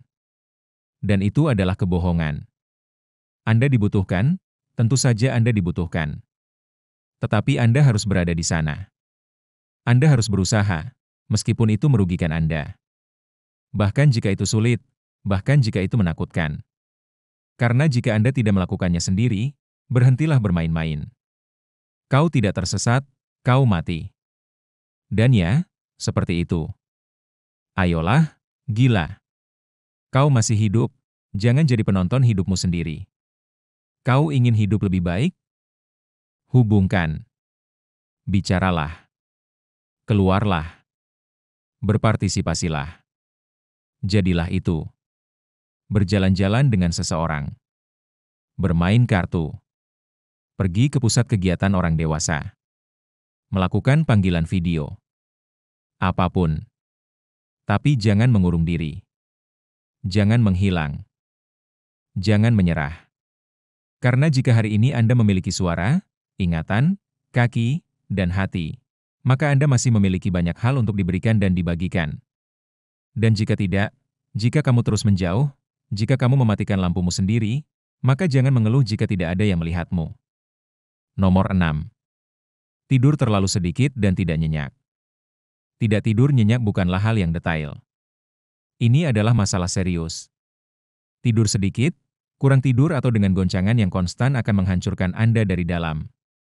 Dan yang terburuk adalah banyak orang menormalkannya, seolah-olah itu adalah bagian dari pertumbuhan, seolah-olah itu tidak bisa dihindari. Ini adalah sebuah kebohongan. Tidaklah normal untuk tidur seperti keledai setiap malam. Itu adalah alarm. Tidur yang buruk akan merusak sistem kekebalan tubuh Anda, ingatan Anda, suasana hati Anda, metabolisme Anda, kulit Anda, organ-organ tubuh Anda, semuanya. Ini membuat Anda menua dengan cepat. Karena saat Anda tidur, tubuh memperbaiki dirinya sendiri, otak membersihkan dirinya sendiri, dan emosi pun terselesaikan. Tetapi jika Anda tidak tidur nyenyak, semua itu tidak akan terjadi. Dan Anda harus membayarnya. Anda membayarnya dengan penyakit, dengan kelelahan kronis, dengan kebingungan mental, dengan wajah kelelahan yang permanen. Apakah Anda ingin contoh nyata? Anda bangun tidur dan suasana hati Anda sudah buruk. Anda tidak ingin berbicara dengan siapapun, Anda tidak dapat berkonsentrasi, Anda melupakan banyak hal, semuanya mengganggu Anda. Dan pasangan Anda juga mengatakan hal yang sama. Anda tak tertahankan akhir-akhir ini. Anak Anda khawatir karena dia melihat Anda kusam, canggung, tanpa energi. Dan apa yang Anda lakukan? Tidak ada. Kau berpikir, apa karena usiamu? Tidak. Hanya saja Anda kurang tidur selama bertahun-tahun dan Anda mengabaikannya. Anda begadang menonton TV dengan volume tinggi. Anda tertidur dengan ponsel di tangan Anda, dengan kepala penuh dengan kekhawatiran yang bahkan bukan milik Anda. Anda terbangun 3, 4 kali dalam semalam dan Anda tidak melakukan apa-apa. Berhentilah bermain-main dengan ketakutan Anda. Ketakutan tidak akan membayar tagihan Anda dan tidak akan mengembalikan energi yang hilang karena Anda terus menunda solusi. Dan ketika tubuh Anda tidak beristirahat, tubuh Anda akan mengalami tekanan. Tekanan menjadi tidak terkendali, pertahanan Anda menurun, dan emosi Anda meledak-ledak. Dan ya, sedikit demi sedikit Anda menutup diri tanpa menyadarinya. Tidur nyenyak bukanlah sebuah kemewahan, melainkan sebuah kebutuhan dasar. Dan jika Anda ingin hidup lebih lama dan lebih baik, Anda harus mulai menanganinya dengan serius. Konsultasikan dengan dokter, ubah kebiasaan Anda, kurangi stres, lakukan rutinitas. Berhentilah bermain-main. Lakukan atau berhenti bicara. Karena jika Anda tidak beristirahat, Anda tidak bekerja. Dan jika Anda tidak bekerja, Anda akan menjadi beban bagi diri sendiri dan semua orang di sekitar Anda. Tidak pergi ke dokter. Ini adalah bom waktu, jika Anda tidak pergi ke dokter. Membiarkannya, berpura-pura bodoh, menutupi gejala dengan pil lama atau dengan kalimat khas, ini akan hilang dengan sendirinya. Omong kosong, itu tidak akan hilang. Dan jika hilang hari ini, besok akan lebih buruk. Apakah Anda tahu mengapa? Karena tubuh selalu memperingatkan Anda. Dan jika Anda tidak mendengarkannya, tubuh akan berteriak kepada Anda dengan rasa sakit, penyakit atau sesuatu yang lebih buruk. Tidak pergi ke dokter sama saja dengan membiarkan api menyala di rumah Anda dan berkata, "Nah, saya yakin api akan padam dengan sendirinya." Anda ingin contoh nyata?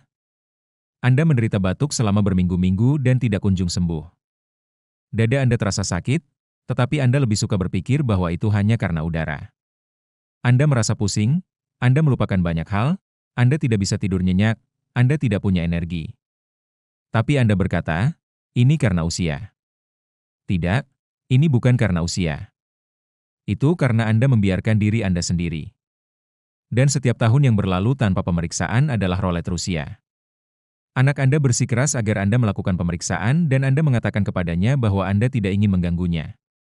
Suami Anda menemani Anda ke pusat kesehatan dan Anda memilih untuk tidak pergi agar tidak mengetahuinya. Kakak Anda memberitahu Anda bahwa dia pergi ke dokter dan mereka menemukan sesuatu pada waktunya dan Anda masih tidak peduli dengan diri Anda sendiri. Apa yang Anda tunggu? Keadaan darurat? Diagnosis yang tidak dapat dipulihkan? Tempat tidur rumah sakit untuk bereaksi? Saat ini tes darah, pemindaian ultrasound, atau pemeriksaan rutin dapat mendeteksi apa yang biasanya membunuh Anda tanpa peringatan. Tapi tidak, Anda memilih untuk tidak tahu. Seolah-olah ketidaktahuan membuat Anda abadi. Berhenti bermain-main. Anda tidak tersesat, Anda takut dan sementara itu Anda memburuk di dalam. Dan ketika tubuhmu berkata cukup, lalu kau lari ke dokter. Tapi sudah terlambat. Apakah Anda ingin hidup lebih lama? Apakah Anda ingin memiliki kualitas hidup yang nyata? Maka pergilah ke dokter. Bukan untuk menakut-nakuti Anda, tapi untuk merawat diri sendiri. Karena jika Anda tidak melakukannya, tidak ada yang akan melakukannya untuk Anda. Dan jika Anda tidak melakukannya untuk diri Anda sendiri, lakukanlah untuk mereka yang mencintai Anda. Karena setelah itu, ketika semuanya meledak, merekalah yang akan berlari dan memelukmu dan menangis untukmu. Jadi ya, katakanlah dengan lantang jika perlu. Berhenti bermain-main. Jika bukan Anda yang berjuang untuk diri Anda sendiri, lalu siapa lagi? Nomor 4, memiliki postur tubuh yang ceroboh dan tidak menjaga estetika. Saya akan mengatakannya dengan jujur. Cara Anda terlihat dari luar berbicara banyak tentang apa yang Anda bawa di dalam. Ya, saya tahu apa yang Anda pikirkan. Pada usia ini, apa bedanya? Saya tidak berminat untuk terlihat cantik lagi. Postur tubuh adalah hal yang paling penting. Bagaimanapun juga, saya sudah hidup. Dan tidak, mentalitas itu adalah racun.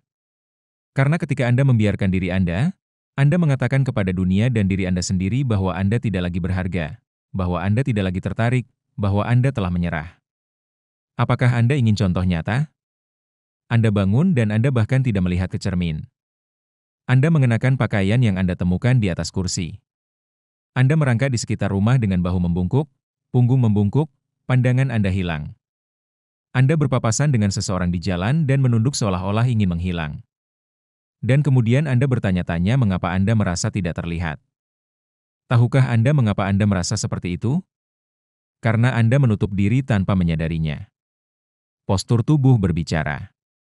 Tubuh yang bungkuk dan lesu, dengan kepala menunduk dan tangan bersilang, menunjukkan kekalahan. Dan tidak peduli berapa usia Anda. Jika Anda berjalan seolah-olah Anda tidak memiliki hak untuk mengambil ruang, dunia juga akan memperlakukan Anda seperti itu. Bagaimana dengan estetika? Tidak, saya tidak menyuruh Anda untuk memakai riasan seperti yang Anda lakukan saat berusia 20 tahun atau memakai pakaian yang modis. Saya menyuruh Anda untuk merawat diri sendiri, menyisir rambut, memilih pakaian yang Anda sukai, memakai parfum, melihat diri sendiri dan berkata, "Lihatlah, saya masih ada di sini, saya masih ada." Karena jika Anda tidak merawat diri sendiri, jika Anda tidak memberi diri Anda keberanian, jika Anda tidak menghargai diri sendiri di depan cermin, maka jangan mengeluh jika tidak ada orang lain yang melakukannya. Apakah Anda memiliki pasangan? Apakah itu memberi Anda hak untuk membiarkan diri Anda apa adanya? Apakah Anda memiliki anak yang sudah dewasa? Apakah itu berarti Anda tidak lagi memiliki seseorang yang bisa membuat Anda tampil menarik? Apakah Anda harus berpenampilan menarik untuk diri Anda sendiri? Karena saat Anda berdandan, saat Anda menegakkan tubuh, saat Anda menengadah, ada sesuatu yang berubah. Anda merasa lebih kuat, lebih hidup, lebih hadir. Dan itu bukanlah kepura-puraan, itu adalah harga diri, itu adalah martabat. Apakah Anda ingin hidup lebih lama dan lebih baik? Jaga cara Anda menampilkan diri Anda kepada dunia, jaga postur tubuh Anda, jaga citra Anda, karena itu juga merupakan kesehatan. Dan jika Anda tidak tampil dengan penuh rasa hormat, tidak ada orang lain yang akan melakukannya untuk Anda. Dengarkan baik-baik. Terakhir, saya akan mengungkapkan kepada Anda 3 kebiasaan terakhir yang harus Anda hilangkan dari hidup Anda sekarang untuk menjalani kehidupan yang penuh di usia tua. Tapi pertama-tama, jika Anda berhasil sampai sejauh ini, tinggalkan saya komentar dari tempat Anda menonton video ini. Saya mendorong Anda untuk berlangganan jika Anda belum menjadi bagian dari komunitas kami dan tinggalkan komentar Anda. Itu sangat penting bagi saya. Jangan lupa, hentikan sejenak videonya dan berikan komentar dari tempat Anda menonton video ini bersama saya. Jadi, sekarang, mari kita lanjutkan ketiga kebiasaan yang harus Anda hentikan dalam hidup Anda jika Anda ingin menjalani hidup yang penuh dan bahagia. Dan nomor 3 adalah menyalahgunakan gula dan makanan olahan. Dengarkan ini, junk food membunuh Anda dengan pisau plastik. Perlahan, diam-diam, tanpa Anda sadari, tapi itu membunuh Anda dengan cara yang sama. Dan Anda tahu itu, Anda merasakannya. Setelah makan dengan buruk, Anda merasa lebih berat, lebih lambat, lebih bengkak, tapi Anda tetap melakukannya. Karena enak, karena lebih mudah, karena sudah biasa, di usia ini. Tidak. Cukup dengan mentalitas bunuh diri ini. Gula dan makanan ultraproses adalah racun jika Anda terus mengonsumsinya. Dan tidak masalah jika Anda telah makan seperti itu sepanjang hidup Anda. Sekarang tubuh tidak lagi memiliki stamina yang sama. Sekarang setiap makanan yang Anda makan akan berdampak lebih cepat pada tubuh Anda. Apakah Anda ingin contoh nyata? Anda makan biskuit manis untuk sarapan setiap hari. Anda memasukkan 2 sendok gula ke dalam kopi Anda. Anda makan siang dengan potongan daging dingin, roti putih, dan sesuatu yang cepat saji dari freezer. Di sore hari, Anda menempelkan selembar uang kertas atau sebungkus makanan ringan. Di malam hari, hal yang sama terjadi lagi. Mie instan, saus yang penuh dengan pengawet, soda sebagai camilan. Dan kemudian Anda mengeluh. Saya kembung. Saya merasa kehabisan energi. Gula darah saya naik. Saya sakit perut lagi. Apa yang kau harapkan? Jika Anda memperlakukan tubuh Anda seperti tempat sampah, jangan harap tubuh Anda akan bekerja seperti mesin yang sempurna. Apalagi dampaknya pada kulit. Pada organ tubuh, jantung, otak. Ya, otak juga. Karena terlalu banyak gula dan makanan olahan akan membuat Anda menjadi lebih mudah marah, membuat suasana hati Anda berubah-ubah, Anda menjadi tumpul, lesu, dan Anda bahkan tidak mengaitkannya dengan apa yang Anda makan. Apakah Anda memiliki anak yang membelikan Anda croissant setiap hari karena Anda menyukainya? Pasangan yang mengatakan kepada Anda bahwa camilan itu tidak ada salahnya? Teman-teman yang berkumpul untuk makan camilan seakan-akan itu adalah sebuah ritual dari gula dan tepung? Nah, sudah waktunya untuk mengatakan cukup sudah cukup. Ini bukan tentang tidak menikmati diri sendiri lagi. Ini tentang memahami bahwa apa yang Anda makan hari ini adalah apa yang akan Anda rasakan besok. Dan jika Anda membuang sampah ke dalam tubuh Anda setiap hari, jangan mengeluh jika dalam beberapa tahun Anda tidak dapat bergerak karena sakit atau Anda hidup dengan pil. Apakah Anda ingin hidup dengan baik, dengan energi, dengan kejernihan? Bersihkan pola makan Anda. Jangan menunggu serangan jantung, stroke, diagnosis diabetes tipe 2. Karena pada saat Anda mengatakan itu hanya sedikit, tunggu dulu. Sedikit itu, yang diulang setiap hari, adalah apa yang akhirnya bisa membunuh Anda. Nomor 2. Minum alkohol dan merokok secara berlebihan. Saya akan mengatakannya secara langsung. Jika Anda terus minum dan merokok seolah-olah itu bukan apa-apa, Anda tidak menikmati hidup Anda. Kau memperpendeknya. Dan tidak, jangan beri saya alasan, Anda harus mati karena sesuatu. Karena alasan murahan itu tidak dapat menutupi bau kecanduan yang menyamar sebagai kebiasaan. Merokok dan minum setiap hari bukanlah sebuah kesenangan, ini adalah kebiasaan yang merusak dan di usia Anda tidak lagi memiliki margin kesalahan yang sama. Apa yang biasanya ditanggung oleh tubuh Anda dengan keberuntungan, sekarang Anda bayar dengan penyakit, sesak napas, kelelahan yang terus-menerus, organ-organ tubuh yang berteriak minta tolong dan Anda bahkan tidak mendengarnya. Apakah Anda ingin contoh nyata? Anda telah merokok sebatang sehari selama 30 tahun dan Anda masih berkata pada diri sendiri, "Baiklah, saya baik-baik saja." Suara Anda serak, batuk yang tidak kunjung sembuh, Anda sesak napas saat berjalan setengah blok, tetapi tidak, Anda tetap mengatakan bahwa tidak ada yang salah. Anda minum segelas kecil anggur setiap hari, lalu segelas lagi dan lagi. Dan jika tidak ada anggur atau bir, dan jika tidak ada bir, apapun yang ada.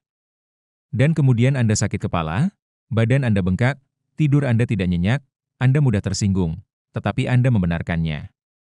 Saya pantas mendapatkannya, saya sudah hidup. Tidak, Anda masih hidup dan selagi Anda masih hidup, Anda masih punya waktu untuk merawat diri sendiri. Karena merokok menghilangkan udara Anda, merusak paru-paru Anda, mempercepat kemunduran mental, meningkatkan risiko serangan jantung dan kanker. Dan alkohol, jika Anda meminumnya setiap hari, akan memengaruhi hati, jantung, sistem saraf, suasana hati, tidur, dan ingatan Anda. Itu tidak membuat Anda rileks, itu membusukkan Anda. Apakah Anda ingin tetap mandiri? Apakah Anda ingin menikmati cucu-cucu Anda? Apakah Anda ingin berjalan tanpa tongkat, berpikir jernih, hidup bermartabat? Maka berhentilah menaruh racun dalam tubuh Anda setiap hari. Anak Anda menyuruh Anda untuk berhenti, cucu Anda khawatir karena dia selalu melihat Anda dengan gelas di tangan Anda. Teman-teman Anda sudah membuat lelucon dengan rokok yang tersangkut di jari-jari Anda. Dan Anda? Apakah Anda masih membuat film yang sama yang tidak ada yang terjadi? Buka matamu. Ini belum terlambat, tapi setiap hari yang berlalu tanpa perubahan membawa Anda lebih dekat ke kursi roda, rawat inap di rumah sakit, atau pemakaman yang seharusnya bisa dihindari. Merawat diri sendiri bukan berarti berhenti bersenang-senang. Merawat diri sendiri berarti memberi diri Anda rasa hormat yang layak Anda dapatkan. Dan jika Anda tidak melakukannya sekarang, jangan mengeluh nanti ketika tubuh Anda tidak tahan lagi dan tidak ada yang bisa melakukan apapun untuk Anda. Nomor 1. Mengabaikan hidrasi. Ini adalah nomor 1 karena ini sangat mendasar, sangat sederhana, namun kebanyakan orang mengabaikannya. Minum air, hidrasi, jaga apa yang Anda berikan pada tubuh Anda dari dalam. Dan Anda, yang berusia di atas 60 tahun, tidak bisa lagi membuat kesalahan dengan memperlakukan tubuh Anda seolah-olah hanya sekali pakai. Tahukah Anda apa yang terjadi jika Anda tidak minum cukup air? Tubuh Anda perlahan-lahan mulai mati. Anda merasa lebih lelah, lebih lambat, lebih mudah tersinggung, lebih pelupa. Organ-organ tubuh Anda tidak bekerja dengan baik, kulit Anda mengering, otot-otot Anda melemah, pencernaan Anda tersumbat, kepala Anda berkabut dan Anda mengira bahwa ini karena faktor usia. Salah, itu adalah dehidrasi. Apakah Anda ingin contoh nyata? Anda menghabiskan hari dengan minum mate atau kopi, tapi tidak minum air putih. Anda bangun dan meminum pil demi pil, tetapi Anda bahkan tidak minum segelas air putih. Anak perempuan Anda memberi Anda botol termos dan Anda membiarkannya tergeletak di sudut ruangan. Mereka menyuruh Anda untuk minum air dan Anda menjawab, "Saya tidak haus." Apakah Anda tidak haus? Tentu saja tidak, karena selama bertahun-tahun tubuh Anda berhenti memberitahu Anda, tapi tetap saja tubuh Anda membutuhkan hal yang sama. Air untuk berfungsi. Tidak haus bukanlah sebuah alasan. Ini adalah tanda bahwa Anda sudah mengalami dehidrasi dan Anda tidak menyadarinya. Dan sementara Anda berpikir tidak ada yang salah, tubuh Anda mengering di dalam seperti tanaman yang terabaikan. Ginjal Anda menderita, jantung Anda berjuang, kulit Anda mati, otak Anda tumpul. Apakah Anda ingin hidup lebih lama? Apakah Anda ingin merasa lebih ringan, lebih jernih, lebih berenergi? Minum air. Setiap hari. Serius. Ini bukan iseng-iseng. Ini bukan rekomendasi majalah. Ini adalah kebutuhan vital. Dan di usia ini, mengabaikannya sama saja dengan bunuh diri secara perlahan. Dan jangan bilang Anda terlalu malu untuk pergi ke kamar mandi. Apa yang Anda sukai? Sering ke kamar mandi atau berakhir dengan masalah ginjal karena Anda tidak terhidrasi dengan baik. Air adalah kehidupan. Dan jika Anda tidak memberi tubuh Anda air, Anda memilih untuk mati lebih cepat. Sesederhana itu. Sesulit itu. Ini adalah bahwa nyata. Kita sudah sampai pada akhirnya. Sekarang setelah Anda mengetahui kebiasaan yang membuat Anda menua, saya ingin mendengar suara Anda. Manakah dari poin-poin ini yang terdengar familiar? Bagaimana Anda menjalani hidup Anda hari ini? Tinggalkan saya komentar di bawah ini. Saya ingin sekali mendengar tentang pengalaman Anda dan pendapat Anda tentang hal itu. Dan jika Anda menyukai video ini, Anda harus menontonnya di sini. Untuk terus menyehatkan diri Anda dengan kebijaksanaan dalam tahap kehidupan yang indah ini, klik dan masuk ke bagian sekarang. Salam.